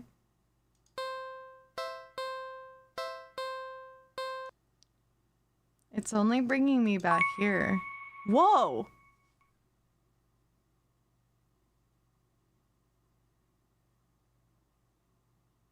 I'm sorry. Yeah, it wasn't letting me load anymore. It's just whenever I push load, it takes me to this. This is new. I'm so sorry. I was just so tired of everything. Not you. Never you. But I couldn't be the person you deserve. Could never hope to be. You were so amazing. Smart and talented and independent. You shine. But in comparison, damn it. So stupid. So worthless. But when it approached me, it didn't tell me that it wanted me. It needed me. Maybe that's what I wanted all along. Wanting could be so fleeting, but to be needed, there was nothing I wouldn't give to have someone tell me that I mattered to them. That they needed me.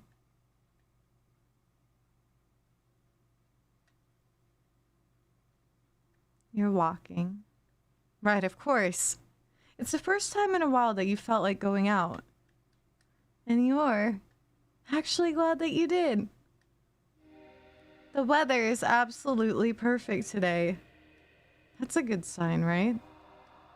Maybe your luck is finally starting to turn around.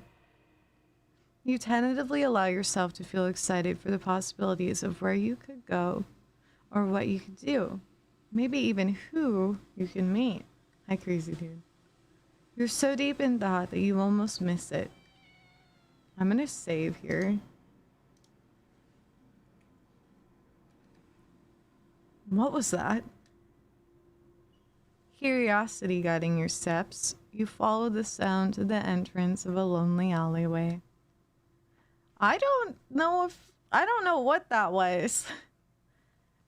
It's like, I have no idea. I don't know if that was our main character like having a moment of, I don't know. We were just in their thoughts thinking about, I don't know, seeing what they were thinking about.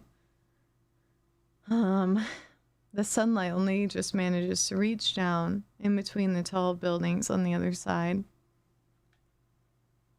You timidly enter the alley and walk forward, the loose gravel and scattered debris on the ground softening your steps. No. Finally, the sound source comes into view in the warm, almost ethereal light of the alley. At the end of the alley, in a big cardboard box,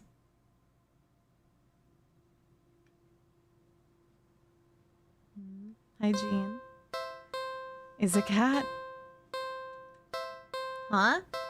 Guess that should have been obvious. Meow!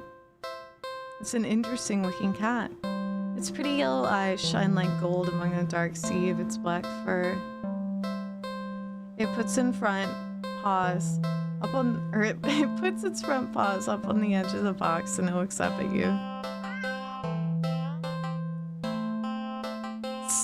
So, you look so familiar, right?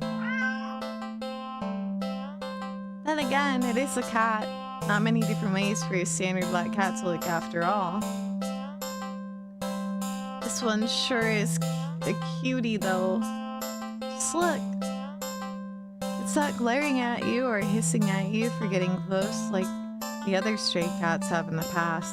It's just sitting there patiently, waiting for you to do something. Alright guys. So, we can not take the cat home and do another activity like the carnival or the other thing. I'm spacing. Or we can try taking it home this time and see if anything has changed. What do you guys want to do?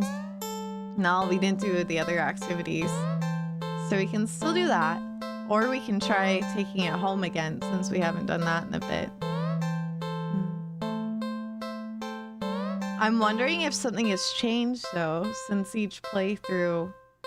I don't know, it seems like they change sometimes. But we can definitely not take it home and do the other activities.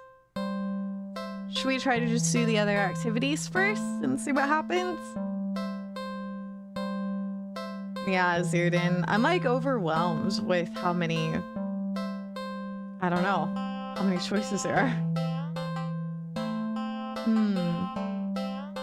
Yeah, let's try not taking it home and doing the other activities, I guess. There's too many. Sadly, as cute as the cat is, you'd never take this thing home with you. You just can't take it home with you. You're a responsible adult.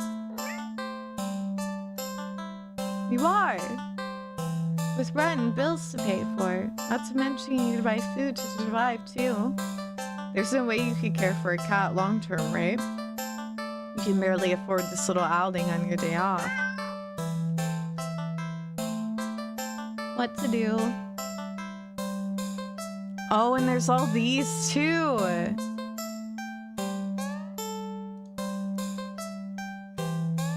There's all these options. We can try this again. You are not ready. We can feed it, play with it, and I guess this would be taking it home.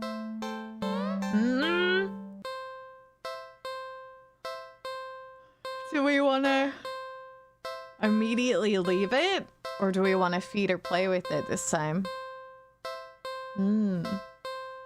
What to do?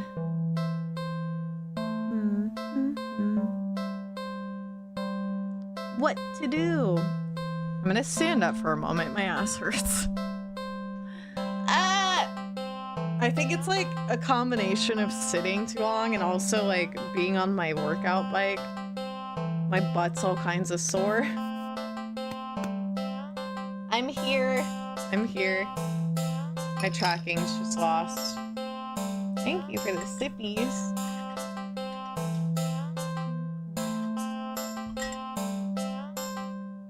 Alright. Well, if you guys have no preference, I will probably just leave the cat and then we can do the other activities and try these ones later. You don't think it's a good idea to get the cat's hopes up of having someone look after it if you're not willing to commit? What if it gets attached and somehow tracks you down back to your home? And it says, you'd never get away from it then. Sorry, see you around, I guess. You stand up, the cat watching your every move. You make it halfway out of the alley when the cat meows almost pitifully at you. That's so sad. Ignore it. Ah! Nope, nope.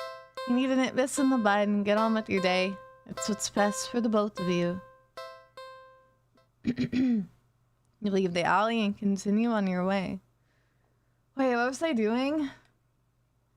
In all the excitement of dealing with your furry dilemma, you'd forgotten that you still hadn't decided on what you were going to do for your day off.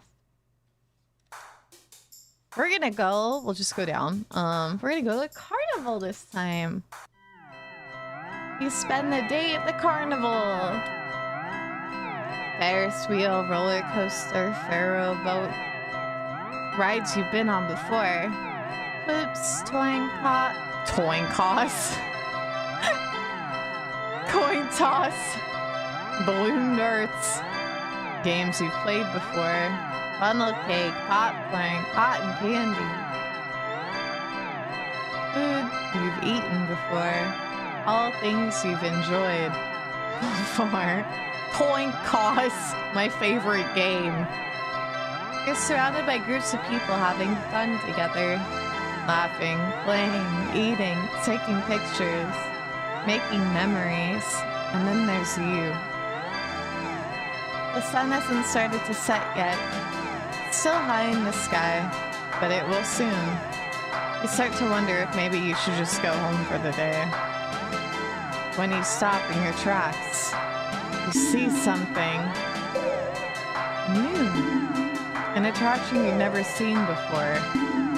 A maze of funhouse mirrors. It sounds kind of lame, honestly. There isn't even a line to get in. But then, what else is there to do? I'm gonna save there and just go enter the maze. You enter the maze. A few rooms in and you notice that all the mirrors aren't all weird. Just somehow show you looking back at yourself, a little bored, a lot tired, and so very, very... Maybe this is a mistake. Why did you think going into a maze of mirrors was a good idea, even if it was something new to experience? I can't do this today. You turn around and head back the way you came. Only to bump into a mirror. Ow, what the... Where's the exit? You try again, only to find another mirror blocking your way. By the time you're all turned around, you realize that the way you came is completely gone. Okay, don't panic. I just have to keep going forward, right? You step through the only opening you can find and nearly trip over something on the ground. You bend down to pick it up. What is this doing here? Your hand rests on a worn-looking flashlight. Curious, you flick it on. Huh. The light doesn't look very... Crap, the lights! Did the power go out? Or did the attraction operator forget you were in here? How long have you been in here, actually? You pull out your phone to check the time, or maybe to call the police. Your phone is dead. You grip the flashlight in your hand. The light it emitted earlier was dim enough for you to know there's probably not much juice left. Best to reserve it for a worst-case scenario and feel your way out. Yeah, you can do this. You take a calming breath. Well, forward we go. Hello, darling adventurer. Welcome to the mirror maze. Oh my god. Would you like to know how to navigate the maze? Oh shit. What's this? Yes, I need help. Once again, welcome to the mirror maze. You're in a bit of a jam, but don't worry. You're in good hands. Or rather, good paws. See these little cute kitties here? Or little cuties here, sorry. They'll be doing their best to guide you through the maze. Aren't they generous? When you enter a room, the emergency light will flash, letting you see the paths before you for a second. And also, what lies beyond them. Whenever you see these kind kitties, just go where they are and you'll reach the next room. Unfortunately, they're not the only things in here. It is highly suggested that you refrain from following any of our other guests. They can be sneaky or distracting, but they're always hostile. So please take caution when advancing to the next room. Of course, this wouldn't be much of a mirror maze without mirrors. Can they hurt you? No, they're just mirrors, silly. They don't do anything at all. And you can't do anything to them either. They're just an obstacle you can't pass through. Go left. Go center. Or right. The choice is yours. Oh. If you find a room with no helpful kitties in sight, and all the paths lead to a mirror, or something else, it's recommended that you stay put. And just maybe it will work itself out. Now, for your navigation tools. That flashlight you found doesn't have much juice left. It'll only let you get a quick extra peek at your surroundings about 5 times. So try not to use it all at once. The music's loud. Here. Let me see if I can do this. Real preferences. There we go. Thank you for letting me know. I was wondering if it was too loud. Okay, is that fine? Thank you. Is that good, Zerden? Yeah? You can keep track of your progress through the rooms up to the left. There's 25 rooms. Oh my god. And your lives up to the right. You've got 3 lives, so be careful to avoid these less friendly guests lurking around. Why only 3 lives, you ask? Because you're soft and squishy. I don't like this. It wouldn't take much to damage you beyond repair. And besides, you're human, and humans usually only have 1 life, yes? And yet here you get 3. Okay.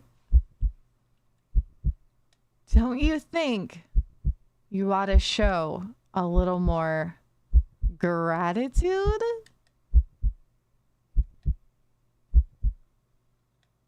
And that's the end of your tutorial. Hopefully it was helpful. Are you ready to play? What would you like to know?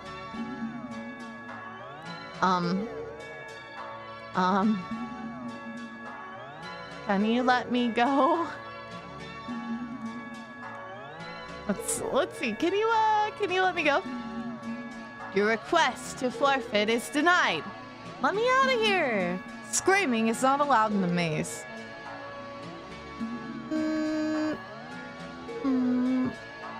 Hi, Matt.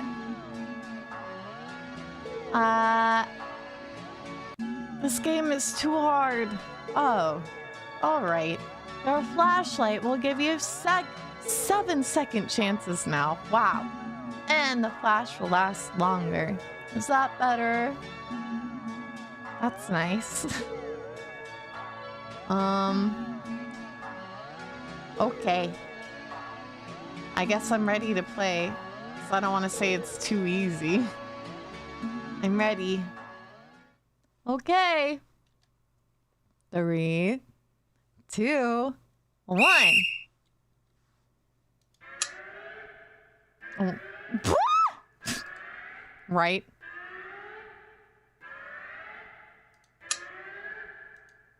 Right.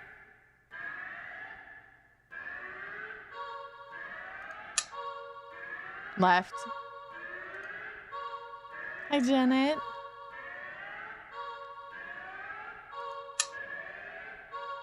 Stay. Wait. Do I stay or do I do the flashlight again? I forgot. Flashlight? Is that if they're all spooky, do I use the flashlight or do I stay? I think it's stay, right? Is it stay? They're all scary cat. If they're all bad, you stay. Okay, stay. This room feels off. Just wait. I think something just changed. Left. Okay, next room. Left! Oh my god.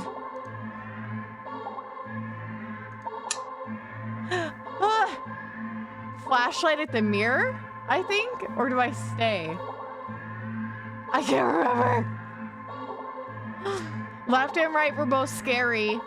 No, the right one was scary. Here, let me get small for you guys. Cause I feel like I'm in the way. Okay. I'm a little smaller so you guys can see better. So the left and the right were bad, and then the front was a mirror. Do you stay with... Oh, okay, the flashlight just shows the room again. So then I think I stay then. Oh my god, do I stay or do I go towards the mirror? Ah! I forgot the rules! Don't point and laugh at me, I'll bite you. I'll bite you, okay. I forgot. What is it? Okay, I'm gonna stay. If I die, I'm gonna be upset. This room feels off. Just wait. I think something's changed. Oh, it worked! Ah! Okay. Center. Hi, nuisance. Next room. Right.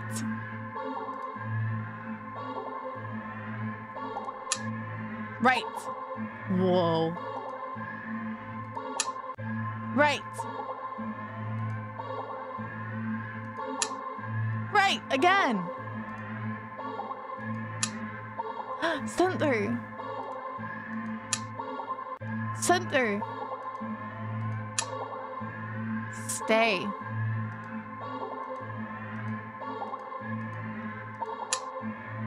Left. Center. Right. Center. Left. Center. Center. Left. Left. Stay. Something has just changed. You see it! The exit! You run forward. But as you do, the scenery shifts. Just slightly at first. but you're running too fast to stop yourself from colliding into the glass. Uh-oh. Except you don't quite go into the glass. You don't exactly collide with it either. You simply pass through it. And on the other side, you see an endless white void. And whoa. Yourself? Dozens of you. Hundreds of you wandering around. Aimless. Faceless. And empty. So empty and listless, they don't even acknowledge your presence. You try and turn back, but the glass doesn't give. Past the glass, a familiar black cat walks up and looks at you. You think it meows at you, but you can't make out the sound. It tilts its head and walks away. The glass goes dark. Then you watch helplessly as it disappears completely. You're trapped with only yourself as company. You beat the maze! That's great. Very great. Okay, I'm ready to play, but I'm gonna just run into danger and see what happens. Whoa! 3, 2, 1, go! Straight. Not that way. Center. Left. I'm dead. I wanted to see what happens. Dante, is that you? Or another? Yes, it is. It is. I hope work's going well. Suddenly, the lights turn on. Your eyes burn from the brightness. As your vision adjusts, you see you're completely surrounded by mirrors. Whoa. The reflections, all grotesque in unique ways. Look nothing like you. But they do look hungry. You back up. You don't know where to go. Was there even a way out to begin with?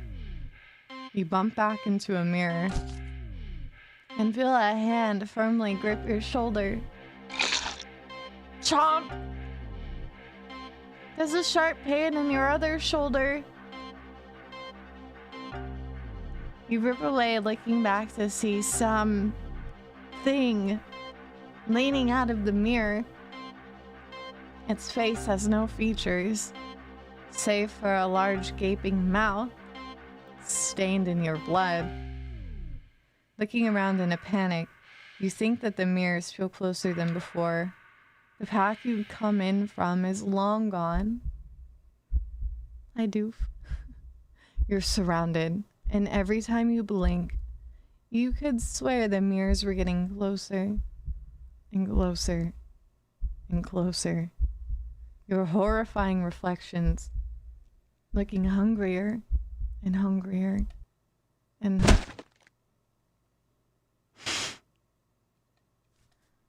you failed the maze. Sad face. Tragic. Okay, just wanted to see if we could get an ending from that, and we did, so that's cool. Hey, Bon, how's it going? Hi, Janet. You think I should do audiobooks? Really? Aw. That's a nice compliment. Thank you. Do not take this cat home. Okay, I wonder if there's more to do at the carnival. I think there is. Do something else. There's gotta be a better way to spend your day than wandering around staring at weird mirrors. Now what? I guess we could go to the dog park? Really, Janet? Aw, pun. You guys are gonna get me all emo. Thank you. I'm blushing. That's very nice. Thank you. Aw, thank you. Thank you guys. That's so nice. Okay, I'm all flustered. I'm gonna keep reading now. Let's go to the dog park. Ah. You decide to take a stroll in a park or something. I think I'll go to the park. Oops. The only one within walking distance is a nearby dog park. Aw. Thank you guys. Thank you so much. It's so nice. You guys are so freaking sweet to me. Ah! Okay. We're going to a dog park. You think it'll make you feel better. First you get to see a cute cat today, and then you get to see a dog. Several of them, in fact. The park is bustling with owners and their canine companions. I am blushing. I'm blushing super hard, and like my eyes are starting to water. You guys are making me all feely. Ozzy, I had eggs earlier, and then I had a snack of some vegan, a couple vegan nuggies. But I think I'm gonna be eating after stream today. Actually, I'm gonna be ending stream a little bit early today because I'm gonna go touch grass. I'm gonna go out a little bit and hang out with Deb. Yeah. So I'll probably be eating with her as well. So I'm excited. The best thing about Ray VTubing is that her voice is louder than a whisper. Is that a good thing? I heard people like whispers. I will. I'll have a good time. Thank you guys. I'm excited to hang out. It's just gonna be chill, I think. We're just gonna probably go get dinner or something. And I'm not sure what'll happen after that, but yeah, I'm just excited to see her. I'm gonna get all cute. And go see her. Okay, now I'm getting all flustered thinking about that. Okay, I am going to read. Not when you're streaming, that was hard to hear you about the game at times. Oh, maybe, yeah, sometimes the volume is a little bit loud. I don't mean it to be so loud. It's hard for me to hear what you guys are hearing. Well, I don't hear what you guys are hearing. So to me, it sounds okay, but to you guys, it might sound differently. But now that the audio is lower, hopefully you guys can hear me better now. Thank you, Janet. Thank you, Janet. Thanks. Okay. Playing frisbee, fetch, running, jumping, even napping. Such cuties. Whatever. Like you'd want anything to do with these mangy mutts. This is a cat talking. What's wrong? You didn't think that. You decide to move on. The dogs are all so adorable. You want to pet every single one you come across. But, you know, not all owners are cool as strangers just walking up and manhandling their pets. You can scream in my ear for all I care. Hi, Gambit. I definitely do my share of screaming on stream. I'm so sorry. Hi, Weed.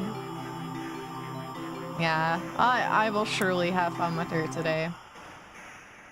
Ever since you used the anniversary, the volume is always good. Aw, thank you. I also got a new mic when I started VTubing. I have a Shure mic, and that definitely, I think, has helped. Because previously I was using a headset mic, and then I switched to a Rode mic, and that was fine. But now I have a really nice Shure mic, so hopefully the audio is much better than it was when I was a face scammer. I've made a lot of upgrades during streaming thanks to you guys, so Yeah, thank you. My stream setup is much better than it used to be.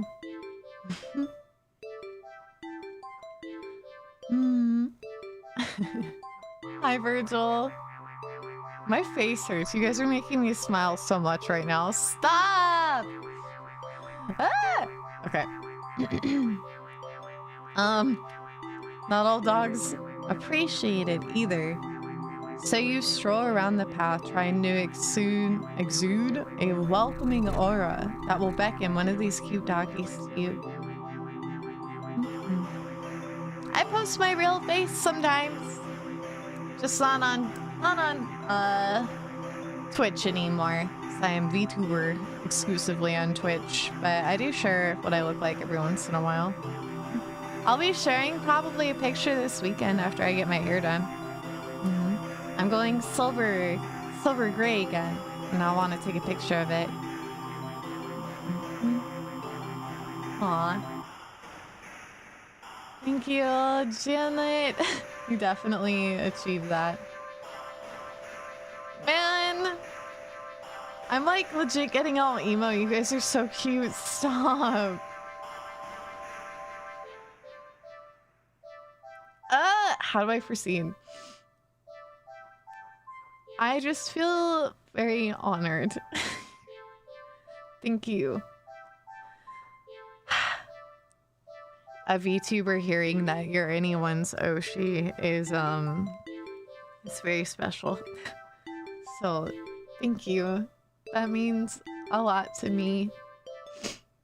Thank you, thank you. My Instagram profile picture, I don't even remember what my Instagram profile picture is. I have glasses now though. I just got glasses last week. So I can actually see better. We love our 𝗠𝗘𝗗𝗑𝗧𝗧 for you, 𝗦𝗨𝗣𝗣𝗢𝗧 love. We love our 𝗠𝗘𝗗𝗑𝗧𝗧 for you, 𝗦𝗨𝗣𝗣𝗢𝗡 love. We love our 𝗠𝗘𝗗𝗑𝗧𝗧 for you. We love our 𝗠𝗘𝗗𝗧𝗧 for you, 𝗦𝗨𝗣𝗣𝗢𝗡 love. We love our 𝗠𝗘𝗗𝗧𝗧 for you, Thank you 𝗦𝗨𝗣𝗣𝗢𝗡 for love. We love our 1,000 bits. 𝗠𝗘𝗗𝗧𝗧 I'm for you, like legit. 𝗦𝗨𝗣𝗣𝗢𝗡 love. We love our 𝗠𝗘𝗗𝗧𝗧 for you, 𝗦𝗨𝗣𝗣𝗢𝗡 love. We love our 𝗠𝗘𝗗𝗧𝗧 for you, 𝗦𝗨𝗣𝗣𝗢𝗡 love. We love our 𝗠𝗘𝗗𝗧𝗧 for you, 𝗦𝗨𝗣𝗣𝗢𝗡 love. Thank you, Dante, and thank you, Corbin. You know, it's not very easy to cry with glasses on, I'm realizing. Hey, cut that out. Quit being so nice to me. I'm trying to read.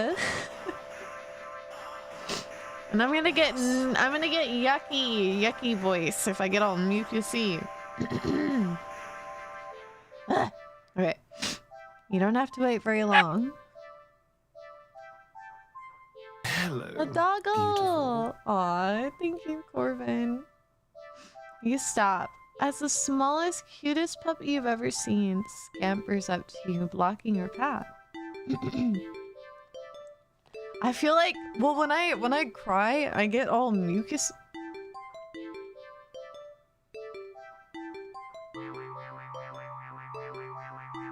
The fuck are these options? What the fuck?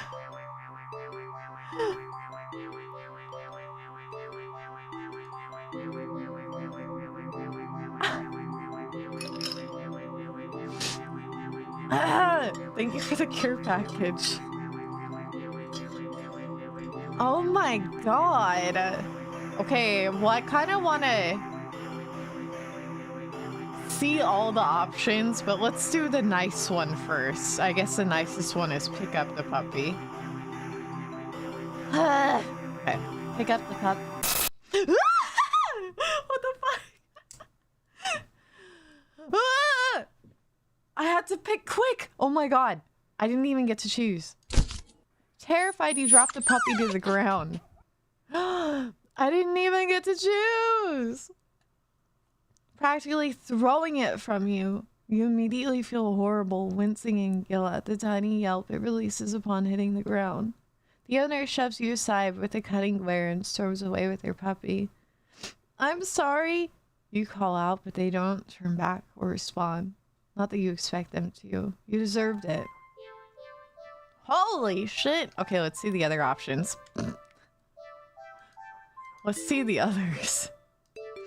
This is... Alright. possible animal violence here. If you must leave, totally go do that. Take care of yourself. I understand. I'm just giving you guys a warning now. We're gonna see what all these options are. All right. What happens when I kick it? What? It's just a puppy. There's no way I would ever do that. Okay. Kill it? No, that's horrible. There's no way I would ever do that. Eat it. That's disgusting. I'm going to be sick. There's no way I would ever do that. Now I'm going to see if I could react fast enough. Drop it. Drops the puppy to the ground. Actually throwing it from you. Okay. We want to do... I'm gonna hold on to it. Pick it up. Hold on! Now what? You just barely managed to rein in the reflex to throw the puppy as far away from you as possible. With shaking hands, you quickly place the puppy on the grass and take several jerky steps back. The owner seems confused by your reaction to their puppy, but you just wave at them in a daze before hastily stumbling away. What the fuck? You're not feeling so great about leaving the park at the moment. Maybe you should, or being at the park at the moment. Maybe you should leave. Leave the park! Or stay at the park. Let's stay and see what happens. You stay at the park. You try to calm down by watching all the dogs from as far as you walk along the path. From afar as you walk along the path. But every so often, one will run up to you. And when they do, they look wrong. Their owners don't seem to notice. You find a bench and sit down for a quick break, closing your eyes. Maybe this wasn't the best idea after all. Maybe. Uh-oh. You should have stayed with me instead.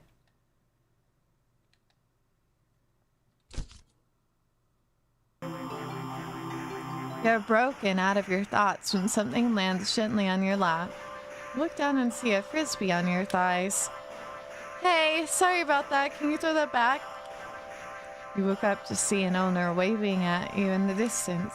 But more importantly... Bark, bark!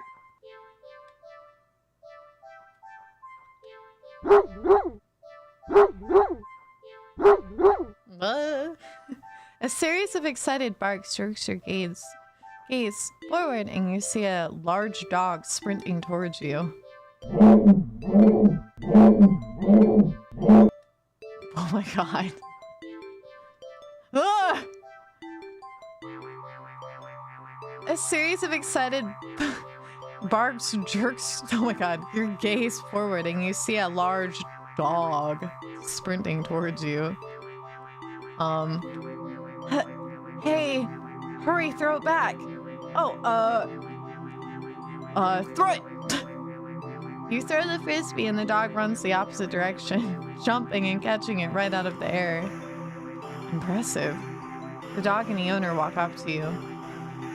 Thanks for that. You can pet him if you want. The dog looks up at you, eager for its reward of pets and pats for catching the frisbee. Should I?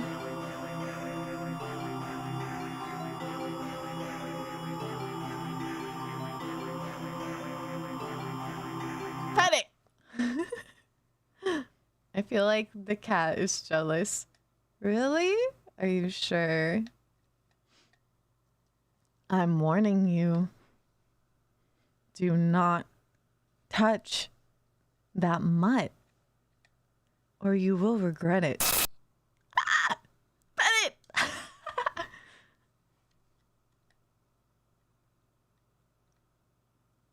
You reach out your hand.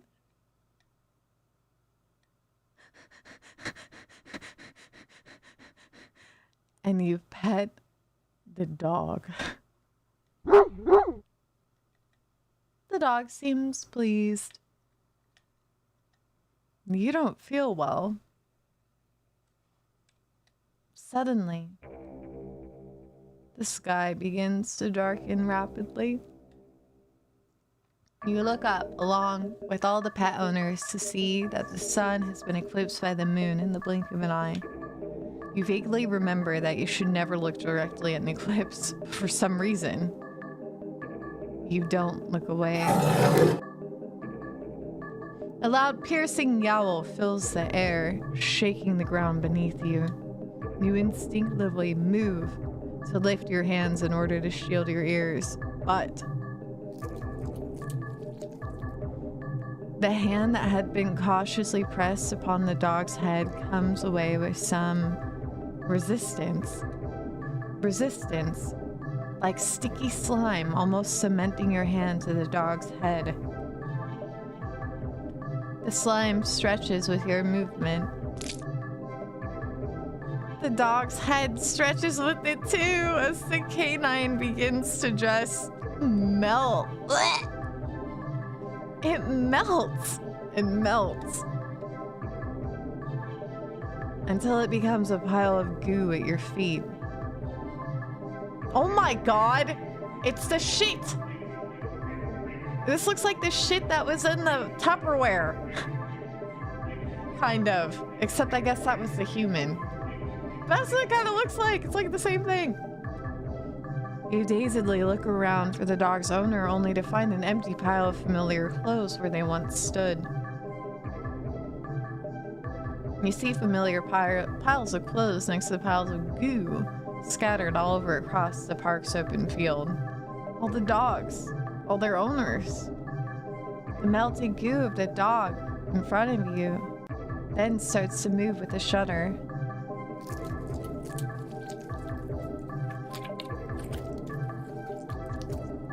It slithers across the grass towards a field in the center of the park, all the other piles of goo following after it. What the fuck? They mix and meld together into a single entity that shifts and undulates and bulges and grows.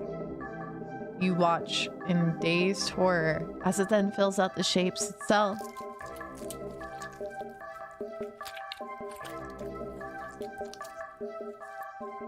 Into a behemoth of a dog, snarling and frothing at the mouth, red eyes frantic and searching, before the glowing orbs land directly on you.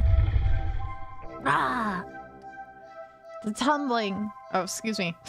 rumbling growl it emits is so low and deep, you can feel the sound of it crash into you. Leave the park, I guess? Fine, I'll leave. That's my only option. Hi, Andres. How's it going? I love that spinny emote so much. It's so cute. I almost got one yesterday, but I was like, I should save my money. Should I get one? Would you guys like a spinny emote like that? Would you? Look at how cute. Look at Spite. So cute. You want a spinny? Aw, that one's really cute too, Andres. The chair spin. Yeah. I'll look into it, okay? Let me see. I shall look into it. Oh, I love Bees. Bees is so cute. Yeah! I love all of Bees emotes. Corbin, thank you for 100 bits. Corbin says yes. Alright. I'll look into it. I follow someone who just opened commissions recently. Oh my god, I'm looking at eyes right now. I don't know if you guys can see it. It's kind of dark on stream, I think, but there's eyes here. You see them? No. I have to burp, sorry. I'm like holding in all this air. I'm afraid I'm gonna do it right into the mic. You had your chance. Better start running.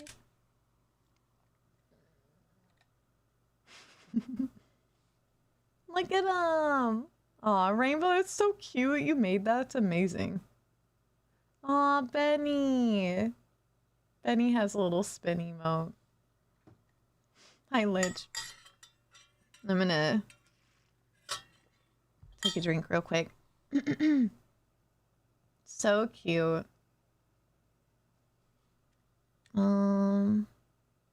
You try to run, but you're not fast enough.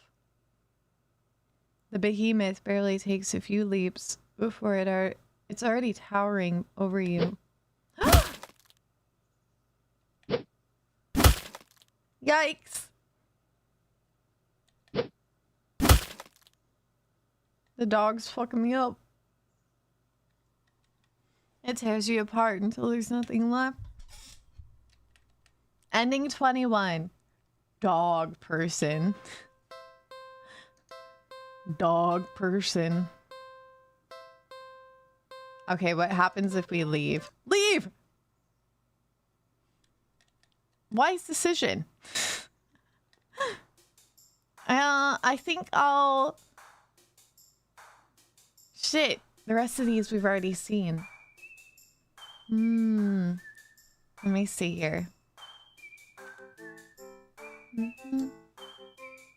Main menu. What if we leave the park? Leave the park. What if we leave it there? Good. Okay, so then it just wants us to go watch a movie or go to the carnival. Which we've done those. What's wrong with dogs? I know, it's so mean. Yeah, we went to the carnival already. Maybe now something else can happen with the cat. What if I continue? Main menu. Continue. You're walking, right? Of course. It's the first time in a while that you felt like going out. Okay, I could skip these, so I'm gonna skip. Alright, so nothing has changed, but I can take it home, or I can not. Should we try to take it home this time to see what happens? Maybe? Maybe something different happens. Oh yeah, we can play with it. Here. Let's see what happens here. Can't take it home. What to do? Let's feed it.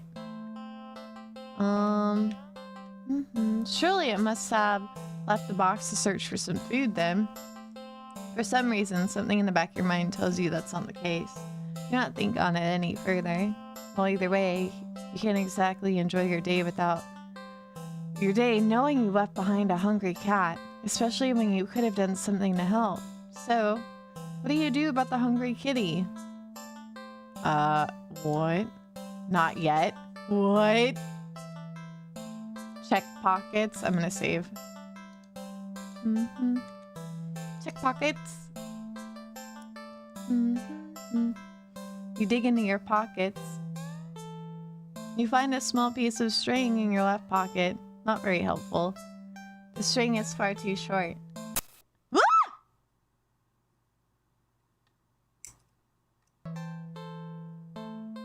In your right pocket is a chocolate bar. You find a chocolate bar? Is it? No, it's not even expired. Quite the find indeed. You're about to offer it to the cat, when suddenly you're hit with guilt as you remember something gut-curdling. Chocolate is toxic to cats. Oh my gosh, You resist the urge to vomit at your near mistake. You feel so guilty, you throw the chocolate bar away into a nearby trash bin. An almost cat killer doesn't deserve chocolate.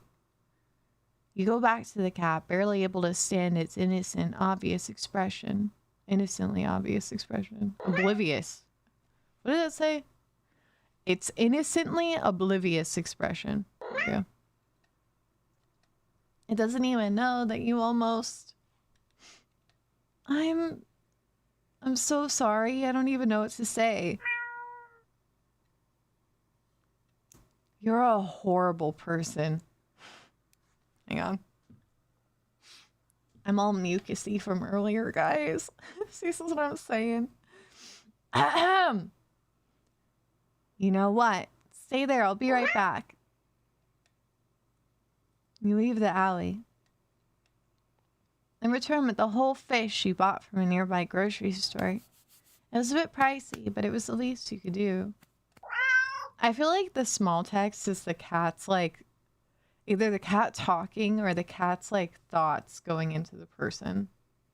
Yeah, it is a manipulator. The cat eagerly accepts your offering, munching happily at the fish after you place it in a box. You want to smile at the sight, but you feel so awful. Sorry again. The cat seemingly pays you no mind as you slip back out of the alley. Not feeling like you deserve a peaceful day out, you just decide to head back home. Whoa. On the way home, you notice more cats than usual watching you from their hiding spots, but you try not to think about it. You can't help but wonder if they know what you'd nearly done. But, oh my god, it's not like you meant to hurt anyone. Right?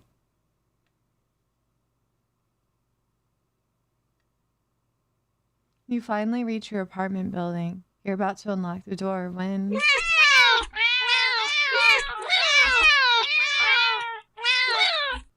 That was so loud. Hang on a second. We're just gonna bring those down. Okay. You look behind you, only to see dozens of cats standing there, looking at you. Did they see you feeding the cat in the alley and thought that you had more food for all of them? I'm so sorry. I don't have any more food for you. None of them move an inch. You're starting to feel a little unnerved when finally a single cat pushes its way to the front and... Oh, it's... Held carefully between its teeth is the chocolate bar you'd thrown away earlier. It places the chocolate bar down in front of it before looking back up at you. All the cats look up at you. You can feel their judgment. You feel your sins weighing down heavily on your back. But without the money to buy enough food for all of them, you don't know what to do. Oh my god. I feel like I'm about to get eaten by a bunch of cats. Beg for forgiveness. You collapse to your knees and bow down low as you start to earnestly beg for their forgiveness. I'm so sorry, I swear. I'll do anything to make it up to all of you, but you're out of options. Suddenly, you feel something stir in your stomach and swim its way up to your throat, closing off your airway. As it tries to force its way out of your esophagus. Blech. It finally succeeds with aid from your helpless gagging.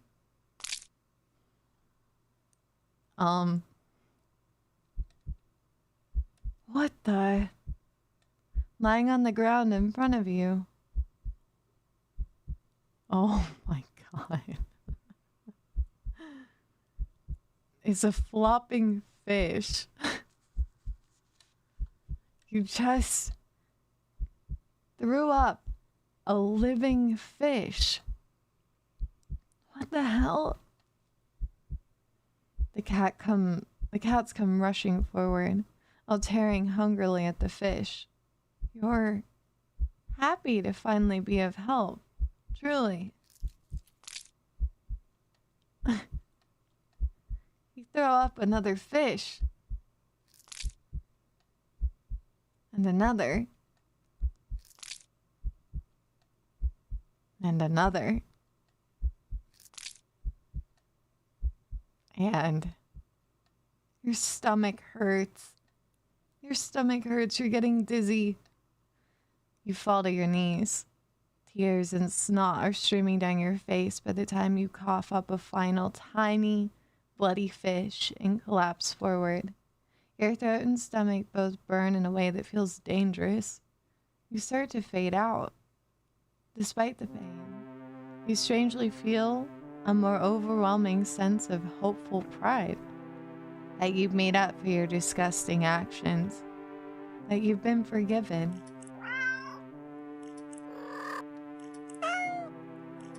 They sound so happy. The sound of happy cats munching away at their fish fills your ears. Then,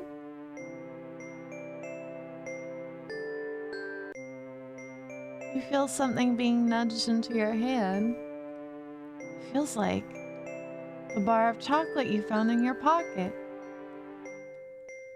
You smile weakly. You've successfully atoned, but you don't really have the strength to eat your reward.